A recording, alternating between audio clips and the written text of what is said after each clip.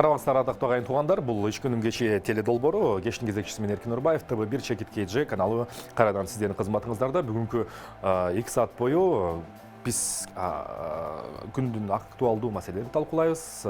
Өзгөчө мына бүгүнкү күндө кыргыз коомчулугунда аял кишинин орду, аял кишинин ишмердүүлүгү, анын ошол жаңы заман чакырыктарына кандай салым кошо алат дегеле аял эркек теңдүүлүк маселеси бүгүнкү күндө кандай багытта иш алып барып жатат. Бул маселе албетте биздин патриархалдык деп аталган коомдо өтө кызуу талкууга алынат, көптөгөн маселелер отого салынат, бирок анткени менен күн өткөн сайын ушул айымдар жоопкерчиликти, жакшы демилгелерди өз мойнуна артып, жакшы көрсөткүчтөр жана ийгиликтерге жетип отурат десек жаңылышпайбыз. Ошондуктан бүгүнкү 2 сааттык эфирибизде айымдарга жана алардын бүгүнкү ишмердүүлүгүнө арнайлы деп чечтик. Биз менен биргеликте болуңуздар. Бизде бүгүн Самат Дөөлөтбаков жана Аско Гүл аттуу чыгармасы менен музыкалык белек болуп эфирибизди ачып берсин. Андан соң эфирди улантабыз.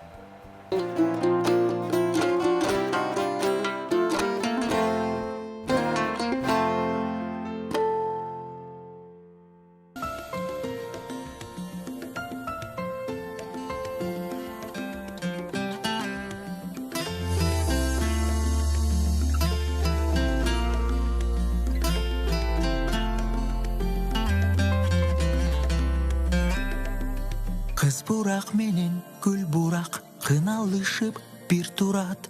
Кызышкына күн чубагай коёр бекен дил дулап. Кыз күлсө гүлдү аралап, кыналат бою жарашып. Көркүнө көздөр кадалат, көңүлдүн кезек талашып. Кыз басты гүлдөр ыргалды,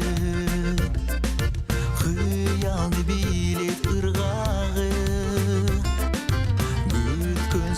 Ушул жыргалды, кыз дагы толкуп ырдады. Гүл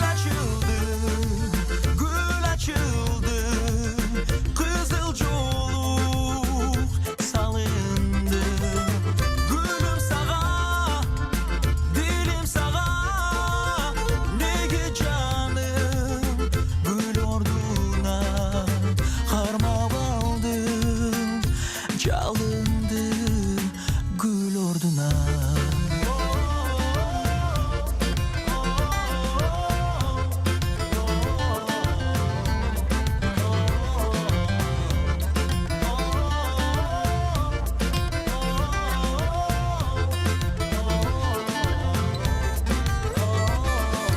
Kıyalga sindi çıdı ankıp, kız benim gülün elesi. Karekten ulam odu kalpıp, kadalatışkı çevesi. Kız külsö güldü aralap, kınalat boyu çaraşıp. Görkünü gözdür kadalat, göңүлдүн кезек talaşıp. Ağlamda var kızlardan, ay gülümde can kızargan. Bir jakında bir alыстаган, сүйөтүндө мен да жалгыз калгам сен белең. Менин тагдырыма жазылып мен эңсеген, бул дүйнөдө асылым экинчи келбеген. Сүйөмүн бир гана кыял менен мендеги, сен деген. Сен менен жашы жомок, көңүлүмө бакыт толот. Жүрөгүм катты согот, бириксек баары болот. Жалгызым жаным түбөлүк издеген, эң терең бойлогон деңиздерден. Гүл ачылып жаздын жыпар жыты терең сиңип, менин кучагыма жакындан келесиңби? Жайнаган гүлдөр ичинен бир сени керексиң деп издедим, сени эстедим, кайра элесиңби? Азгырыл арттыңан ой түгүндү сенден башка. Акыл эсим же жүрөгүм сүйгөнбү деп адашкам. Эсимден келдим, жүрөгүм калпайт албайт эч качан. Бир аз тиктеп чыдабай ушунча. Gül açıldı, kızıl joluk salındı. Gülüm sağa, dilim sağa, nege canım gül orduna karmap aldı. Çalındı,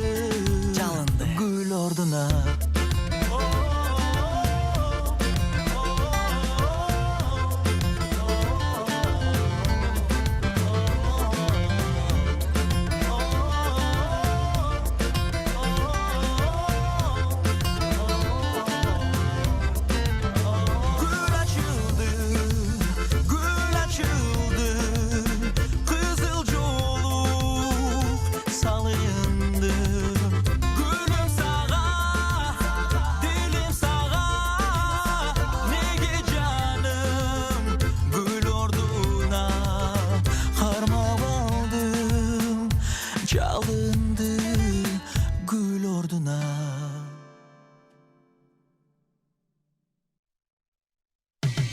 Кечтин кезекчиси Эркин Нурбаев.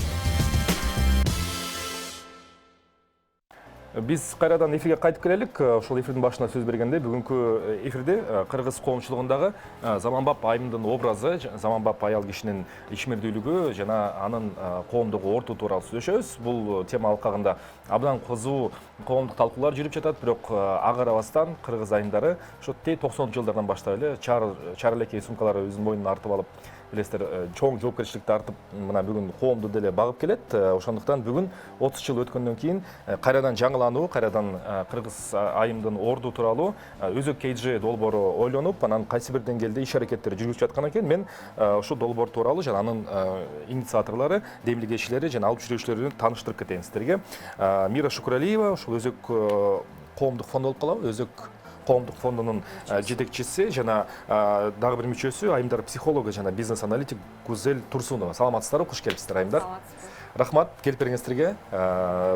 Биринчи сөздү, алгач сөздү ушул сиздердин демилегиңер тууралуу баштасак туура болот. Сиздерди биздин көрүүчүлөргө тааныштыралы. Өзөк KG дегенде биз эмнени камтыйт бул ой жана кандай багытта ишмердүүлүгүн алып барат? Келсеңиз. Өзөк проектибиз 4 айымдан турат. Биздин максатыбыз элди бириктирүү, айымдарды колдоо жана ашар деген тармагы. Ошол биздин проект багы бир эле жакты камтыбастан 3-4 форматта иштейбиз да. Мисалы үчүн айымдар менен биздин психолог Гүзел иштейт. Мындан сырткары коомчулукта дагы биз атайын видеолорду даярдап, коомчулуктагы актуалдуу маселелерди көтөргөнгө аракет кылабыз. Алардын бири азыр мисалы үчүн пандемияга чейин биздин докторлордун эмгегин баалаган эмеспиз. Ошол убакытта канча деген өзүнүн өмүрүн тобокелге салып иштешти. Ошондой нерселерди көрсөтүп, мисалы үчүн докторлорду ошондой кырдаалга туш болгонго чейин сыйлоо. Ошол эле милиция кызматкерлерин деги эле ардактуу кесиптерди баалап алуу керектигин андан алдын алуу түшүндүргөнгө аракет кылып атабыз да. Мындан сырткары ашар долбоору бул атайын адамдарды бириктирип, эми азыр бизде коомдо мындай болуп калбады, эгерде көп адам бириксе, сөзсүз түрдө бирдемени талап кылат. А биз болсо тескерисинче адамдар негатив жакка бурулбастан, талап кылбай бир нерсени пайда кылуу үчүн чогулуу болуп атат да. Мисалы үчүн мисал түрүндө айта кетсек, жакында биз Жумгалда атайын балдар аянтчасын курдук. Жөн эле жаткан жерге биз баягы каржы маселесин таап бердик. Ошол жактагы кошуналарды бириктирип, кошуналардын бири-бири менен сүйлөшүүсүн, мырзалар ошол аянтчаны курчап берүүсүн сурандык. Чын жүрөктөн аракет кылышты. Айымдар баягы боешту, жарма жасап, ошол балдарга жармаларын беришти. Илгеркидей да, ашар жолу менен. Ошол бул дагы бул жөн нерсе эмес да. Мисалы үчүн биз кичинекей балдарга көрсөтүп атабыз. Биз биригип, биз бириксек, сиздерге мындан да жакшы нерсе кылып бере алабыз деген идеяны жеткирүү болду да. 4 айым кандай биригип калдыңыздар? Бул долбоорго дагы кайсы бир деңгээлде мындай, кайсы бир деңгээлде даярдык менен адамдар келишет да, туурабы? Мен ошо бир ойлойм да, ошол адамдар жөн жерден кезикпейт, аларды негизги бир чоң ишти алып кетүүдө негизги принциптер, баалуулуктар бириктирет. Ошол кайсы баалуулуктар болду, кайсы принциптер болду жана эмне негизинде ошо биригип иш алып барып жатасыздар? Бул жакта көбүнчө бардыгыбыз 4 айым тең 4-төн 3-төн балдарыбыз бар да. Анан Кудайга шүгүр, баарыбыздын жашоо шартыбыз жакшы. Анан биз ойлоп атабыз, мисалы үчүн ошол Кыргызстанда жашап, биз ошол Кыргызстандын абасы менен дем алып атабыз, суусу менен колдонуп атабыз. Өзүбүз гана колдонбостон биздин балдарыбыз ошол ресурстарды колдонуп атат да. Анан ошол үчүн биз кайра бардык нерсе мындай циркуляционный дейт го, аласың, бересиң дегендей. Биз эмне кыла алабыз? Биз Кыргызстан үчүн, эл үчүн кандай жардам бере алабыз? Бул жакта эч кандай саясат жок, эч кандай эме жок. Болгону, эгерде биздин колубуздан жардам келип атса, биз кандайча ошол жардамды бере алабыз, биригип. Ошол идеянын арты ошол болду да, жакшы философия. Анын үстүндө кыргыздардын өзүнүн терең философиясы бар. Көбүнчө азыр байкасак, мисалы үчүн батыштын же башка жактын философиясын жүргүзүп атпайбы? Биз ошондон качып, кыргыздарда мисалы үчүн нукура эмесинде бүт баары туура так дааны аныкталган да. Ошону эле көтөрүп, мисалы үчүн айымдын өзүнүн орду бар, мырзалардын өзүнүн орду бар. Анан эң башкысы азыр негатив өтө көп. Мисалы үчүн баягы айтат го, урушам десең киши көп депчи. А бирок ошол жакшы мамиле кылып, жакшы сөз айтып, жакшы мисал көрсөтүү дагы бул жумуш экенин түшүндүк да. Мирайым, айтсаңыз мына аял киши эркек кишинин ортодогу мамилесин айтып калдыңыз. Бул кыргыздын өзөгүндө жатат деп атпайсызбы? Ошону бир кайсы бир мисал деңгээли менен келтирип бере аласызбы? Себеп дегенде айтканыбыз менен күнүмдүк окуялар өкө карама каршы келип атат да. Анан биз бардыгыбыз улут катары өзүбүздүн бүгүнкү дүйнө алкагында өзүбүздүн иденттүүлүгүбүздү издөө менен алектенип атабыз, жолубузду издеп жатабыз, кайсы жакты көздөй барат, чыгышпы, батышпы, өзүбүздөн табабызбы деп. Ушул талаш тартыштардын арасында сиз айтып атасыз, ошо өзүбүздө бар депчи. Кыргыздын баягы жашоо турпатында аял кишинин орду кандай эле? Ошону бир мисалдар менен далилдеп кете аласызбы? Бул абдан маанилүү болуп турат бизге. Туура түшүнөсүз, Ошол мисалы үчүн бул 90-жылдары өтө кырдаал кезде айымдар көбүнчө функцияны өздөрүнө алышып, баягы үй бүлөнү каржылоо маселесин көбүнчө айымдар кандай десем, өзгөрүүгө айымдар батыраак эме кылат го, адаптация болот. Ошонун негизинде айымдар көбүнчө бизнеске кетишкен, каржы маселесин көбүнчө өзүнө алып алып, азыр ошонун кесепетин көрүп атабыз. Мисалы үчүн айым бир үй бүлөнү каржылаганы жакшы, а бирок ошол айымдын 4 баласы бар. Эгерде ошол 4 балага жакшы дарбия берсе, ошол 4 бала 4 үй бүлө куруп атпайбы? Ошону түшүндүрүп атабыз да. Анан мисалы үчүн айым энергиясын сыртка коротпостон тескерисинче болгон энергиясын үйдүн ичинде. Ошол айымдын баягы состояниясы деп коет. Ошол өтө маанилүү экенин көрсөтүп жатабыз да. Кандай болгон учурда дагы жолдошуна ишенүү, жолдошун алдыга түртүү, бул өтө чоң нерсе. Ошону дагы көргөзүп атабыз да, себеп дегенде башында билинбейт, а бирок 15-20 жылдан кийин залакасын баары бир берет экен деген түшүнүккө келдик да. Гүзел айымга дагы көңүл бурсак, Гүзел айым айтсаңыз, мына сизде бул жакта айымдар психолога деп турат да. Анан психология өзү өтө көп кырдуу, абдан терең, жанагы актуалдуу илим деп эсептейбиз да. Анан Кыргызстандагы айымдар психологуна көбүнчөсү кандай түрдөгү көйгөйлөр менен кайрылат, кандай маселе чечкенге жардам бересиз жана бир ошол сиздин тажрыйбаңыз негизинде бир орток кайрылуулардын базасы пайда болдубу? Кыргыз айымдары бүгүн эмнени өткөрүп жатышат башынан? Негизи бүгүн биздин максатыбыз айымдарды колдоо. Айымдарды колдоо үчүн ошо проект өзү аларды эметип атат, поддержка кылып, анан кийин ошо проектибиз именно психология боюнча айымдарды колдош үчүн самое главное, наверное, айымдардын состояниясы да. Айым бактылуу болсо, айымдардын жанында адамдар да бактылуу болот. Ошон үчүн негизи бүгүн абдан көп насилие да дейт го, женское насилие деген бүгүн очень это развито. Ошондуктан самая главная задача — это, я думаю, именно защита женщин. Если женщины будут счастливы, если женщины будут внутри спокойны, это будет и в семье хорошо, и с детьми хорошо. Балдары да жакшы болот, үй бүлөсү да жакшы болот. И все в целом будет как бы хорошо. Сизге кайрылган айымдардын негизги маселеси эмне болот дейм да? Ошо зордук, зомбулук болушу мүмкүн, да?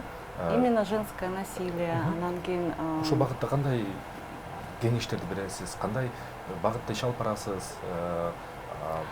Эми в планах есть разработка определенных каких-то программ женских, именно психологических. Именно ошо боюнча айымдар заниматься этсе онлайн режимде, различные какие-то техники, практики болобу, какие-то курсы. И ошо менен занятия кылса, то есть все свое внутреннее состояние будут как бы приводить в норму. Вот. Это наша цель. Мен дагы бир аспектин ача кетейин ушул бүгүнкү маекте мир айындагы визуалемде сиздер 3-4 баланын энеси болуп турасыңар. Албетте жолдошторуңар бар, байкелерибиз бар да. Алардын кандай? Алардын мамилеси кандай болуп атат? Колдоо барбы?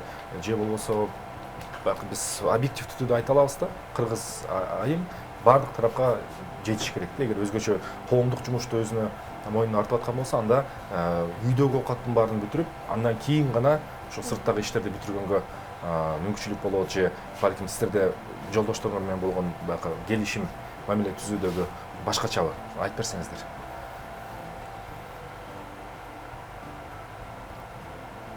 Вам как понятен вопрос или вам повторить? Нет, Понятен, да? понятен, да. Я Если думала, вам мирит, удобно да. на русском, можете говорить на русском, мы попытаемся это как-то правильно русло вести. Ну, на сегодняшний день, я думаю, самое главное это то, что когда идут взаимоотношения между мужчиной и женщиной, когда идет разделение женского и мужского, самое главное, наверное, когда идет взаимопонимание друг друга. То, что сегодня у нас нет абсолютно. Вот на вашем примере, как вы договорились с мужчиной, с вашим мужем, супругом? Какие договоренности, какой базис договоренности, на чем держится? Ведь у вас есть возможность... На взаимоуважении и взаимопонимании, взаимоподдержки. Без этой взаимности никакой диалог состояться не может. И вообще никакая последующая жизнь, никакие последующие отношения. Это везде. Это в бизнесе, это в семье, это в дружбе. Это вот эти понятия должны быть взаимны.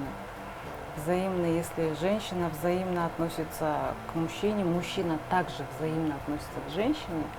Вот эти вот должны быть взаимопонимание, взаимоуважение. Это основа вообще всех отношений во всем. Это касается и семьи, это касается бизнеса, это касается государства, это касается в общем, в целом всего. Потому что на сегодняшний день у нас женщины не уважают мужчин, мужчины не уважают женщин. Ну, так и происходит же в соцсетях, мы же это все видим. Кто-то кого-то избивает, кто-то кого-то бьет. Мужчины бьют женщин, женщины бьют мужчин, убивают. Даже были случаи, да, что убила своего мужа и закопала где-то. Также вот, если одно из направлений брать наших, то, что Мира до этого говорила, это даже у нас нет уважения к учителям, нет уважения к врачам. То есть вот до пандемии же мы не ценили их и не было такого. Это потом мы уже стали после это понимать уже и оценивать. А после того, как мамы посидели на онлайн-обучении, они тоже поняли, да, что как сложно, оказывается, учить своих же детей. Но до этого у них было очень много претензий ко всем учителям. Поэтому все должно быть на взаимопонимании, взаимоуважении. Только тогда мы можем что-то построить. Прекрасно. Чоң рахмат сізге. Мирайым, сіздің оқиғаңыз доғалды, мысалы, 4 баланың енесісіз. Мен сізді мысалы көп жерден бері таныйм. Теле тармағына жетіп жүресіз, анан бизнес тармағына жетіп жүресіз, қайда қарабасаңыз жетіп жүресіз да. Бұл нәрсеге қайсы бір деңгейде жолдош менен болгон мындай келишим болуш керек да, мындай сүйлөшүш керек да. Ошол сүйлөшүүлөрдү кандай жүргүзөсүз сиз? Мындай айым катары сурагыбыз келип турат да. Эгерде биздин үй бүлөдөгү мисал жөнүндө айта турган болсок, биз башында жолдошум экөөбүз сүйлөшкөнбүз. Ага тийиштүү милдеттер бар, мага тийиштүү милдеттер бар. Эгерде ар ким өзүнүн милдетин так аткарып, убагында аткарып атса, андан арткан өзүнүн иштерин кыла берсин деген. Ошондой эле мага үй бүлөдө айым катары менин өзүмдүн милдеттерим бар. Анан мындай да, мисалы үчүн, адам эч качан өзүнүн оокатына же өзүнүн ишине жетишпей атса, бирөөгө жардам бере албайт.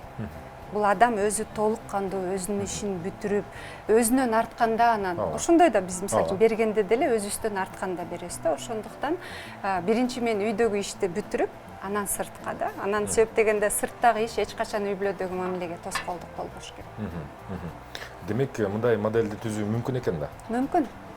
Бул ошол эле модельди түзүү Гүзел айткандай сыйдан башталат. Бизде мисалы үчүн ооба бири-бирибизди сүйөбүз деп коет жубайлар мисалы үчүн, а бирок кандай урушушат. Мисалы үчүн мен ойлойм сүйүү менен сыйды экөөнү бирдей алып кеткенде майда чүйдө уруштар азыраак болот.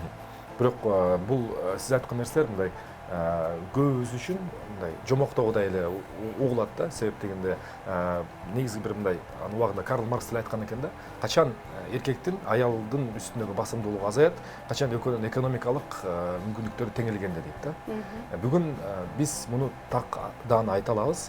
Кыргыз кызы, кыргыз аял айым дейсизби, өзүнүн оокатын өзү алып кеткенге колунан келет жана кылып атат да.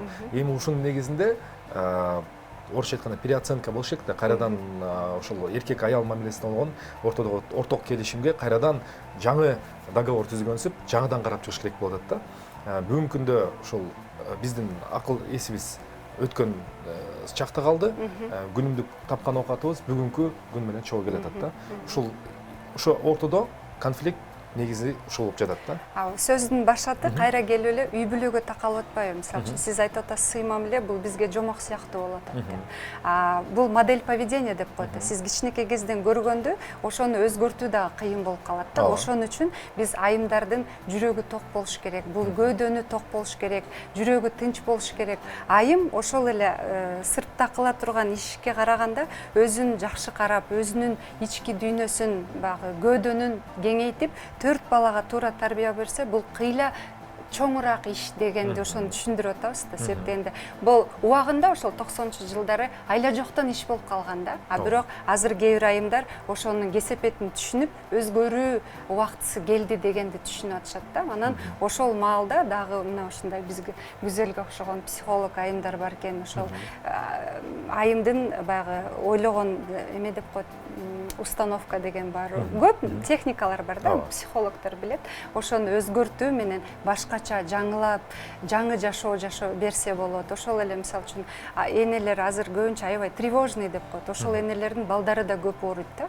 Ошол жагында дагы техникалар бар экен. Эне канчалык жүрөгү тынч болсо, бала дагы ошончолук дени сак болот депчи. Ошол башаты ошол да. Көбүнчө биз кеңештер менен Гүзелге келебиз. Эң сонун Гүзелди дагы биз азыр ачканга аракет кылабыз. Мен түшүндүрөм, сизде өтө көп көлөмдөгү билим жатат.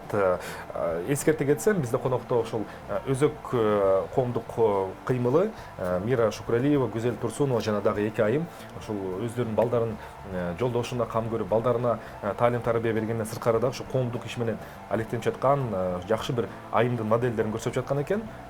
Экранга алыстабаңыздар, бизде жарнама, андан соң ушул эле маекте башка үмүттөн ачканга аракет кылалы.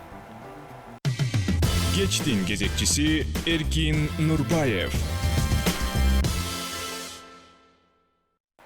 Кечки кезегибизде бүгүнкү кыргыз коомундагы аялдын орду тууралуу сүйлөшүп жатабыз. Мен силерге бир канча статистиканы келтирсем, ушу акыркы статистика боюнча Кыргызстандагы 100 эркектин арасынан 76сы иштейт же жумуш издейт экен, ал бирок 100 айымдардын арасынан бир гана 46 аял жумушка белсенип жумуш кыла алат экен да.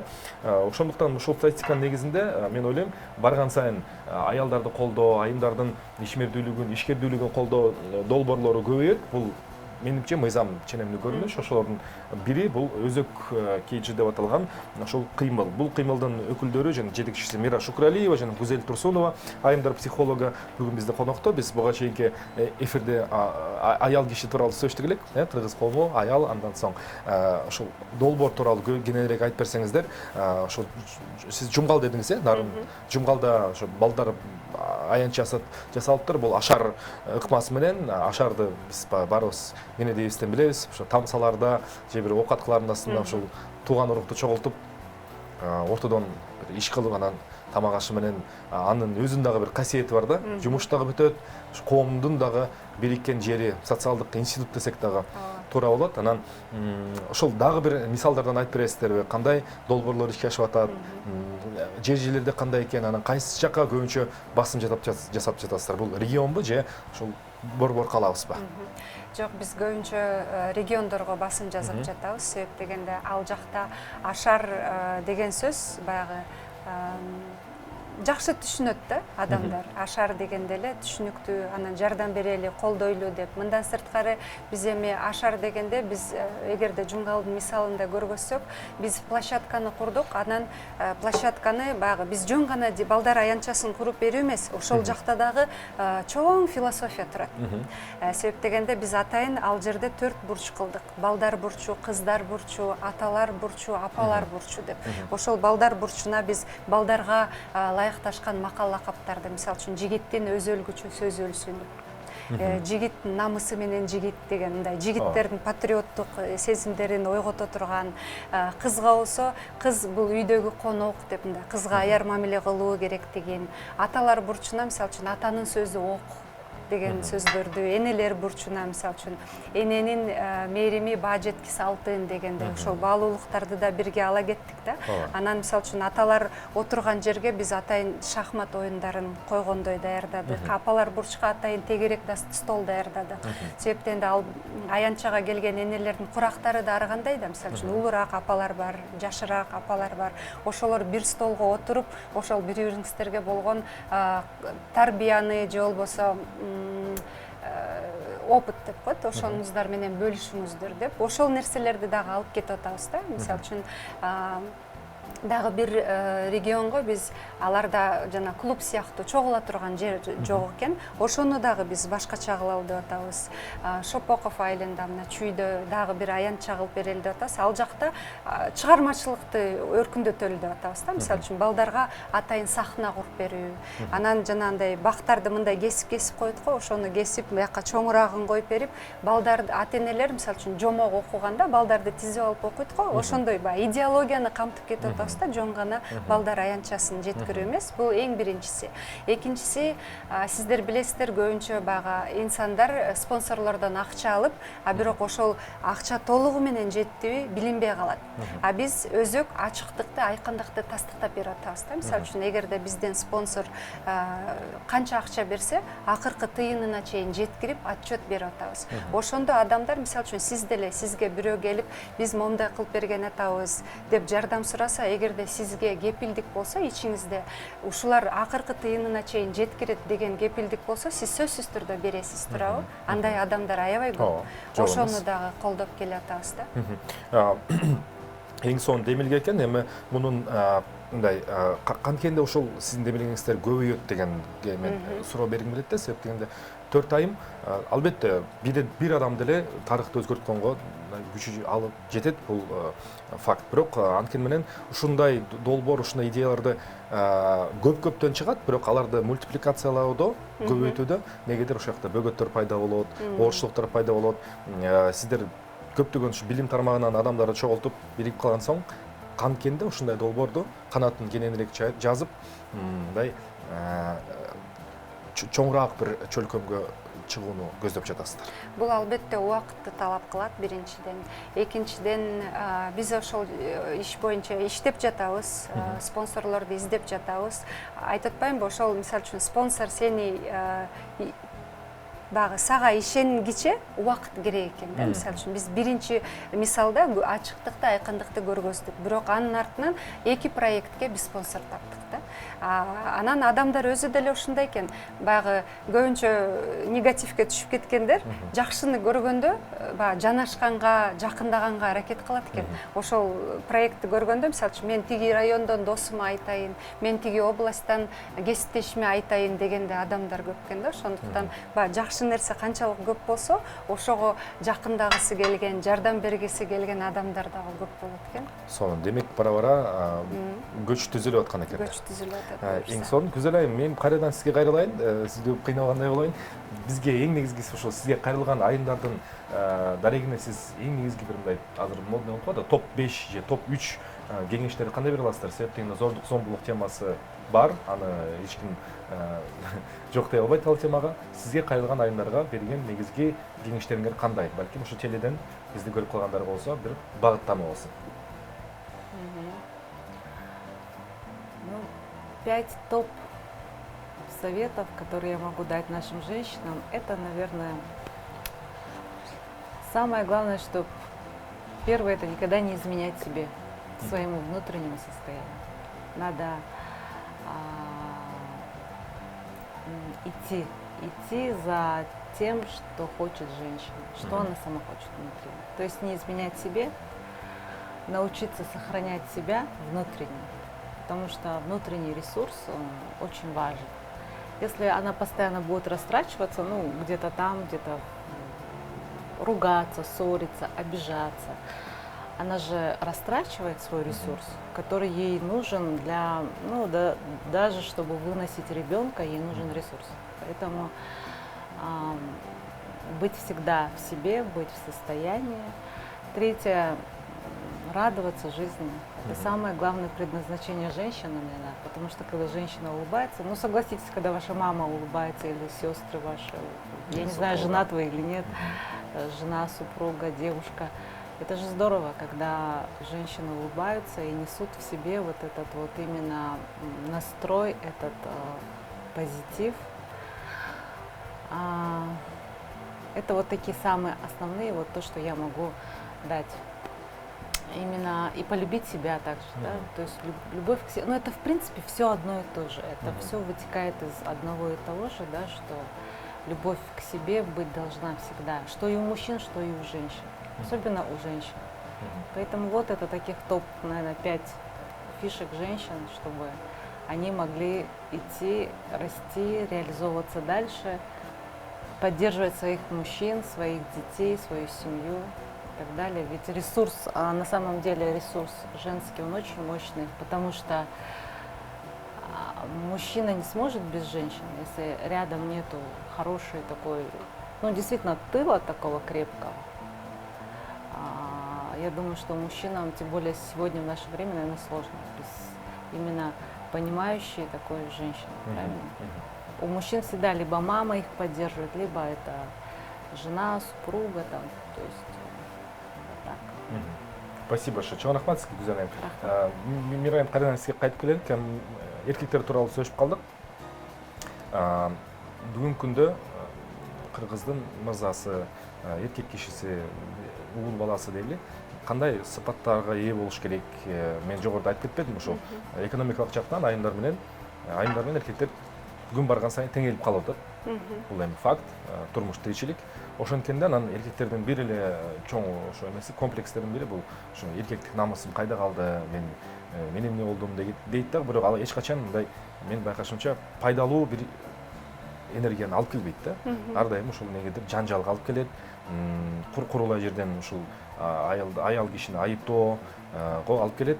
Ушундай учурда бизде болгон мырзаларга кандай багатта кетүү туура болот? Себептен силердин кылып жаткан ишиңер бул авангард деп дагы айтсам болот, жаңылышпасам, алдыңкы көз карашта жүрүп баратасыздар. Биз эмне кылабыз деген суроо да.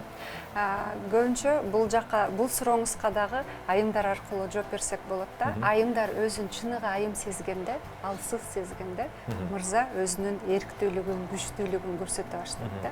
Айым эгерде бир эле үй бүлөнү карасаңыз, эгерде ага жолдошуна айым баягы мындай ишенет го, ошондой мырзалар өзүнүн өзү эле күчтүү боло баштайт. Мага бул ишенип атат, мен ушуну коргошум керек деп. Сен колуңан келбейт, азыр мен бүтүрүп келем деп аял теңтайлашса, ошондо баягы комплекс башталат да. Ошондуктан айымдар айым боло баштаганда, мырзалар өзүнөн өзү күчтөнө баштайт. Демек, модель ушундай, э? Модель. Ар ким өзүнүн табиятына келгенде. Өзөккейжи тууралуу дагы келечек пландары тууралуу билсек болобу? Бул ишмердүүлүк кандай багыттарды камтыйт, коомдун айрылуу катмарлы деп атпайсызбы? Балким ошолорго дагы багыт аласыздарбы? Анан негизги фокус группаңыздар ким? Ошол тууралуу айтып берсеңиз. Биздин фокус группабыздар көбүнчө 25 жаштан 45 жашка чейин айымдар. Ошон үчүн биз айтып атпайсызбы, 3 тармакта иштейбиз деп. Мисалы үчүн ашар бул көбүнчө мырзаларга даярдалган да, себеп дегенде мырзалар ошол оор жумуштарды кылып берип атышат, бизге жардам берип атат. Ошол жерде иштей албагандар акчасын берип атат да. Бул жак ошол. Мындан сырткары үй бүлөдө мына гүзел айымдарга жардам берип атат. Анан ортодо биз социалдык тармактарда дагы коомчулукка ошол эле бедели бийик кесиптерди барктоону көрсөтүп жатабыз да. Бул дагы өзөк да. Себеп дегенде билим бул өзөк, маданият бул өзөк, медицина тармагы өзөк, милиционер. Туура. Мына ошондой ошол бедели бийик кесиптерди жогорулатууну менен дагы иштеп жатабыз да. Ошондуктан биз бир кырдуу эмеспиз, көп кырдуубуз. Анан биз дайыма айтабыз, бул төртөө биригип багы башат эле. Бизге кошулабыз деген, бизге жардам беребиз деген, мисалы үчүн балким биз билбеген нерселерди биз аркылуу коомчулукка алып чыгам деген адамдардын бардыгына биз даярбыз да. Анан баягы көч бара-бара түзүлөт дейт го, ансыңардай. Бизге болгону жарым жыл болду. Баягы өтө аз убакыт да. Ошо менен мен дагы ошо маекти ошого алып барып такайын деп атам элем. Негизделгениңизге аз эле убакыт болуптур. Эшигиңер ар дайым ар бир адам үчүн демек ачык. Бул жакта мырзалар, айымдар айырмасы жок, же айымдар көбүрөөк болсо жакшыракпы? Жок. Бул жакта айырмасы жок, себеп дегенде бөлүнүүдөн дагы алыс болушубуз керек да. Мисалы үчүн эмне үчүн биз жок, бизге көбүрөөк айымдар керек дешибиз керек. Эгерде бизге мырзалар келип, ошолор аркылуу биз көбүрөөк адамдарга жардам берүү мүмкүнчүлүгү, бөлүнүү эч кандай жок. Ошондуктан ким жүрөгү таза, уш кыргыз эли үчүн жардам берем, эч кандай артында жаман ою жок, максаты жок, чын жүрөктөн ошол адамдардын бардыгына биз тосуп алууга даярбыз. Чоң рахмат. Иштерге ийгилик болсун. Андай болсо биз кыска аралык болсо дагы ушу биздин көрүүчүлөрдү мен өзгөчө мактап келем. Алар аябагандай ойлонгон, ушу бир нерсеге умтулган адамдар болот көбүнесе. Ошондуктан сиздер үчүн жакшы бир мүмкүнчүлүк, өзөк KG коомдук кыймылы ошол ашар жолу менен айымдардын коомдук ордун, аброюн жогорулатуу менен, коомдогу беделдүү жана айтып аткан кесиптердин ордун жогорулатуу менен жакшы иштерди алып кетүүдө. Ошондуктан жарым жыл гана болуптур. Менин оюмча кошулуш керек, багыт алыш керек, биригиш керек. Бөлүнгөнгө бүгүн жолдор көп болуп атат да, бириккенге азыраак болот. Мүмкүнчүлүктөр аз болот. Ошондуктан ушундай мүмкүнчүлүккө пайдаланып калыңыздар. Гүзел Турсунова айымдар психологу жана бизнес аналитик жана ашар кыймылынын жетекчиси өзөк KG'нин ичиндеги. Мира Шукурели айым болду. Чоң рахмат силерге. Ишиңер ийгилик болсун. Балдарыңар беттен өп койгула. Сиздерге чоң рахмат колдооңуздарга. Биз эфирден ошол бүгүнкү маектин жыйынтыгы менен экрандарга өзөк KG кыймылынын видео тасмасын көрсөтүп коелу. Ушул бейнеге назар атып коюңуздар.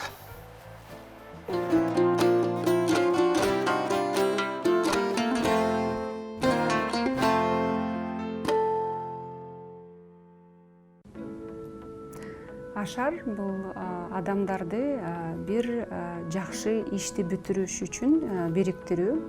Биз жакында эле алгачкы биздин ашарды аяктадык. Биринчи болгонуна карабастан ийгиликтүү аяктадык деп эсептейм. Себеп дегенде бул жерде 20 жылдан ашык таштандыга айланган жерди биз атайын балдар ойной турган аянтчага айланттык. Бул жер мурунтадан эле балдар аянтчасына бөлүнгөн экен. Айыл өкмөттөн бирок каражаттын жоктугуна байланыштуу таштандыга айланган экен. Ошол жерде жашаган адамдарды бириктирүү оңой болду. Себеп дегенде адамдар ушундай жакшы иш үчүн биригүүнү күтүп жүргөндөй сезилди. Себеп дегенде мен ушул идеяны айтканда эле эң биринчи кичинекей балдардын көзү жанды. Анан көзү жанган балдарын көргөн ата-энелер сөзсүз түрдө бул ишке жапа тырмак киришти. Себеп дегенде бул жерде балдардын үнү чыгат. Бул жерде ата-энелердин анын жүрөгү тынч себептегенде чет жагын толугу менен биз жаап бердик. Ал жакта машиналар аябай катуу ылдамдыкта өтчү экен, ошондуктан ата энелер дайым балдары үчүн коркчу экен. Мындан сырткары ата энелер менен сүйлөшүп, биз 4 бурч даярдайбыз деп сүйлөштүк. Бул аталар бурчу, апалар бурчу, балдар бурчу, анан кыздар бурчу деп. Ар бир бурчка ошол мисалы үчүн энелерге керектүү макал лакаптар даярдадык, кыздарга керектүү макал лакаптарды жазадык. Ошол жерде ошол идея дагы көп ата энелер үчүн жакты. Өзгөчө айымдар бурчуна биз атайын тегерек стол дагы коюп бердик. Ошол жерде сүйлөшүп, балдарды кандай тарбиялаш керек экендигин, бири-бириңиздерге болгон жакшы кеңештерди аябаш керек экендигин дагы түшүндүрдүк. Ошондуктан ата энелер жапа-тырмак киришти. Анан менин байкаганым боюнча негизи адамдар акыркы учурда эгерде бириксе, алар дайым жалаң негативдин үстүндө гана биригип калышкан. Бирөөдөн бирдеме талап кылып, бирөөдөн бирдеме сурап, же болбосо митинг кылып гана чогулуп калышкан. Ал эми Ашарды көптөн бери күтүп жүргөндөй сезим болду. Себеп дегенде ал жакта апалар, мисалы үчүн физикалык жактан иштей албаганына байланыштуу жармаларын жазап алып келип берип атышты. 100 сомдон чогултуп суусундуктарын алып келип берип атышты. Бул дагы ошол жакшы нерсе үчүн адамдардын биригүүсүн күтүп жүргөндүн жышааны деп билем. Анан эң башкысы өзөк проекттин авторлору менен биргеликте бизге жакканы аягында бир жума 10 күн иштеген ата энелер тескерисинче чарчабастан бизге ыраазы болуп, биздин барганыбызга сүйүнүшүп, ушул идеяны баштап аягына жеткиргенибиз үчүн бизге ыраазычылыгын билдиришти. Бул дагы ошол Ашар өзүнүн максатына жеткенин билдирет. Себеп дегенде Ашар үчүн негизи 3 күн, эң көбү 5 күн экен. Биздики 10 күнгө чейин созулуп кетти. Ошого карабастан, жаандын жааганына карабастан, караңгынын болгонуна карабастан ата энелер жапа-тырмак иштешти. Мындан сырткары бул проектти баштаганда эле бизге спонсор болуп Турускулов Жыргалбек Күрүчбекович жардамга келди. Ал өзү 160 000 сом каражатын сарптады. Бул каражатты биз толугу менен ошол аянтчага бөлдүк. 50 000дей ошол качеля, горкаларга кетти, 15-20 000дей ошону жасаган балага кетти. Ограждениясине аябай көп акча кетти. Калган Бишкектен дагы көп материалдарды алдырдык. Эң башкысы ошол берген сумма акыркы 1 сомуна чейин ошол жерге жетти. Өзөк проектинин дагы бирден бир максаты бул ачыктык, айкындык. Канча сумма спонсор бербесин, ошонун акыркы тыйынына чейин ошол жерге жеткирүү максатына дагы биз жеттик. Жер аябай чоң болгондуктан ограждениясине, курчаганына аябай көп акча кетти. Бир 60-70 000дей ошол курчаганга кетти. Мындан сырткары биз башынан сүйлөшкөнбүз, балдар аянтчасы аябай түстүү болот деп, ошондуктан краскасына 20 000дей акча кетти. Мындан сырткары шаардан дөңгөлөктөрдү, жанакы поддондорду, үйлөрдү жасаганга ошо поддондорду алдык. Калган акчалар ошого кетти. Мындан сырткары ошол жерде ата энелердин аябай суранычы болчу. Кечинде башка жактан адамдар же чоң адамдар келип ызы чуу салбаш үчүн кодовый замок деп, ошого да бир 3 000 сомдой атайын кодовый замок алып бердик. Бул дагы бир маанилүү нерсе. Себеп дегенде адам баласы ошол жакта иштеген ата энелер өзүнүн эмгегин аяп, өзүнүн эмгегине аярлуу мамиле кылып, ушул площадканы биз жакшы сактайлык. Жыйынтыктап жатып бир нерсени айткым келип атат. Негизи адамдар бир өзүнөн ашкан каражатын сөзсүз турда бергиси келет.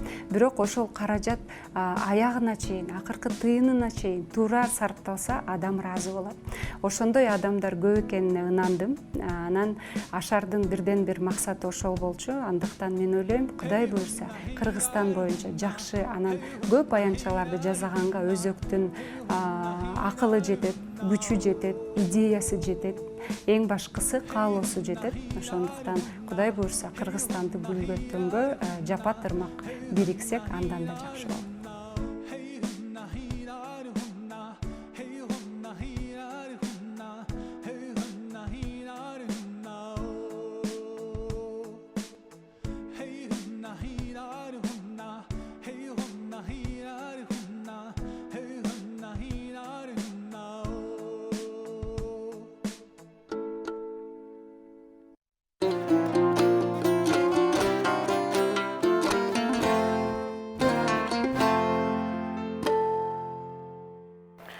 Кайрадан студияга кайтып келелик. Ардактуу көрөрмандар, конокто Куурчак долбоорунун автору жана сценаристи, кино жана Бакен Кыдыкеев атындагы жаш көрүүчүлөр театрынын актрисасы, КТРК спорт каналынын Аргымак берүүсүндөгү алып баруучу Мыскал Майрамбек кызы. Мыскал, салам. Саламатсыздарбы? Саламатчылык, кош келипсиң. Мен сенде берейин, эми биздин эфир өзү мындай эркин эфир, анан экөөбүз андан бери көптөн бери таанышпыз, доспуз. Мися, анан айтып берчи бизге, ошол Куурчак долбоорунун автору деп чыгып калдым. Мен билем сени, ошол бир орунда турбайсың. Куурчак долбоору мунусунда кайдан, кимдин жардамы менен жана эмненин негизинде пайда болду? Бул долбоор эмнени максаттап, эмнени ишке ашырып жатат? Ушу жөнүндө айтып берсең биринчи. Негизи мен көптөн бери эле мындай өзүмдүн оюмда бар болчу, ушул Куурчак театрына байланыштуу бир нерсе жазайын дегенчи. Бирок ал Куурчак театрын бул шаарда эмес, айыл жергесине же тоолуу аймактарга барып коеюн деген негизи оюм бар болчу. Анан ошол учурда ошону ойлонуп жүргөндө мага Саида жазып калды. 3 чекиттен биз буга чейин иштешкенбиз. Жазып ушундай конкурс өтүп атат, Мыскал медиа жасанын колдоосу менен, Айдия Соростун колдоосу менен келип бизге катышып көрбөйсүңбү деп айтты. Мен бул оюмду айтып бергенде алар абдан жактырышты, бирок бул нерсе медиа менен байланыштуу болуш керек деди да. Сен мисалы мен эгерде ошол Куурчак театрын алып барсам, 10 же 20 бала көрүшү мүмкүн. Эгерде сен ошол нерсени медиага байланыштырсаң, андан да балдар көп көрөт. Кел ошол себептен ушул нерсени ойлонуп көрөлү деп айтышты.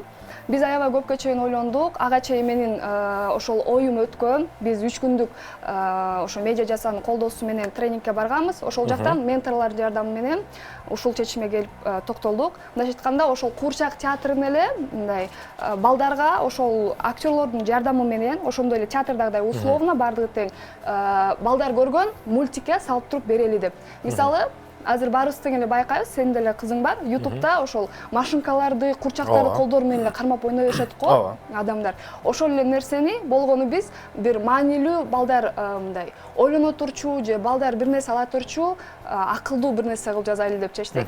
Анан ошол темага жеткенде ошол жакта Салима деген айым бар болчу. Экөөбүз сүйлөшүп отуруп ал айтты: "Мыскал, сен кайсы теманы көтөргүң келип атат? Ушул теманы алып турсаң, бирок ошонун ичинде дагы бир тема көйгөйүң болуш керек" деп. Анан экөөбүз кечке сүйлөшүп отурдук. Биз буга чейин билебиз, мисалы сизге деле, сиз азыр кызыңызга деле балам жолдон өтүп бара жатканда абайла, тааныбаган адамды көрүп калсаң сүйлөшпө, аны ээрчип кетип калба, көрдүңбү мынакей ток буга тийбей деле ошонун баарын тең бизге илгертиден бери эле айтып келатат. Бирок азыр балдар баарыбыз тең билгендей. Ооба. Бирок билгендей, алар мындай азыр угушпайт да, ошо телефонду карап отуруп үйрөнүшөт да. Анан ошол нерсени, ошол көйгөйдү телефонго салып балдарга жеткизели деген ойдо ушул нерсени ойлоп таптык. Бул медиа жаса долбоорунун алкагында болду. Медиа жаса долбоору тууралуу дагы бир сөз кылып кетсек жакшы болот.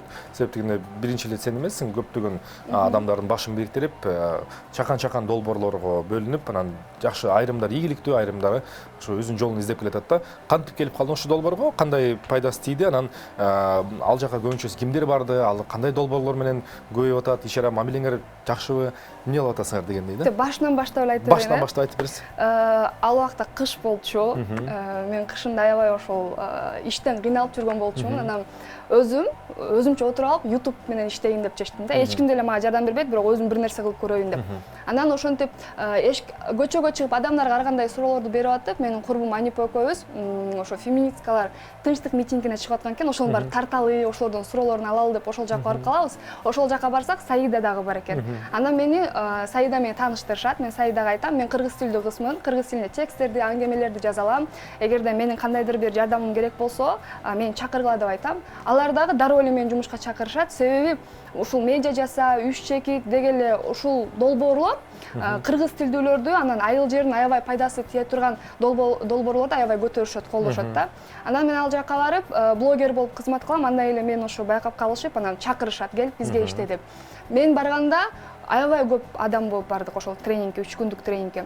Мен байкадым, көбүнчөсү орус тилдүүлөр экен. Алардын арасынан мен дагы бир көп болсо саналуу эле адамдар кыргызча сүйлөшөт экен. Анан бирок мага жакканы ошол орус тилдүү балдардын бардыгы тең кыргыз тилинде бирдеке кылсак, биз билген нерсени кыргыз тилинде түшүндүрө алсак деп ушундай аябай аракет кылып жатышты. Мамилебиз аябай жакшы болду, бардык сабактар аябай пайдалуу болду, бардык тең жеткиликтүү, түшүнүктүү болду. Мындайча айтканда, мен үчүн аябай жаңы нерсе болду. Өзүңдүн чөйрөмөн чыгып, мындайча айтканда жаңы бир башка чөйрөгө бардым да. Албетте башында аралашуу оор болду, бирок жаңы аралашып, сүйлөшүп келе жатканда ошол тренинг үчөлөгүн болду, анан кетип калдык. бирок азыр мамилебиз жакшы. Mesela мен тактап сурайын деген нерсе ошо сен айтпайсың, орус тилдүү балдар кыргыз тилинде аябай көп нерселер жасагысы келет депчи. Мындай биз аларды мындай кыргыз тилдүүлөр, орус тилдүүлөр киргиз деп, анан мындай түшүнчүп да коебуз го. Колуңардан эмне келмей келесерде кыргыздар түшүнбөйт.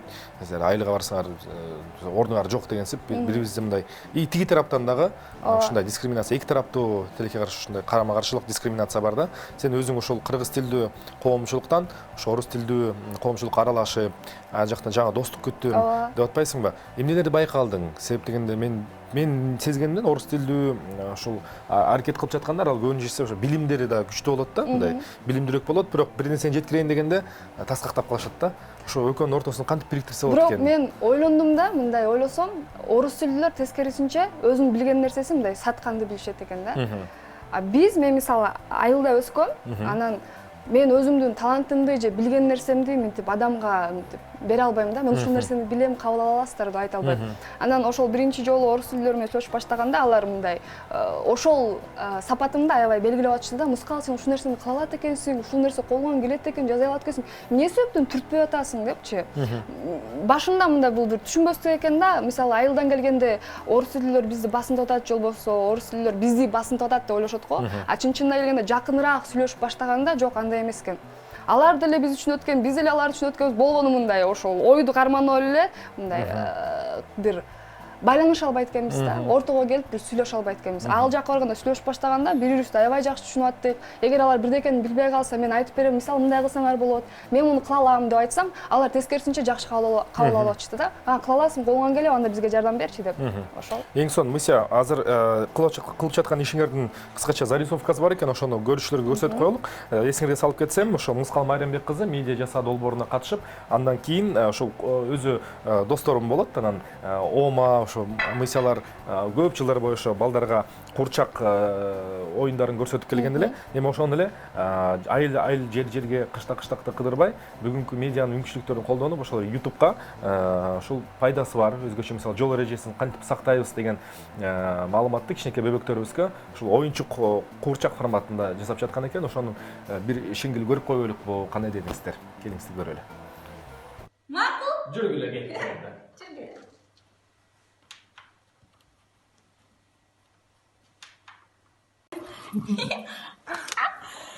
Вот шақа кеткенде қиындапты. Қалдыз? Не? Сен ше? Ше тупой екенсің. Кандай сон? Бул жакта эмне болуп атат? Мен жалгыз иштеп атам го десең, бир канча өнөктөштөрүң бар окшойт, да?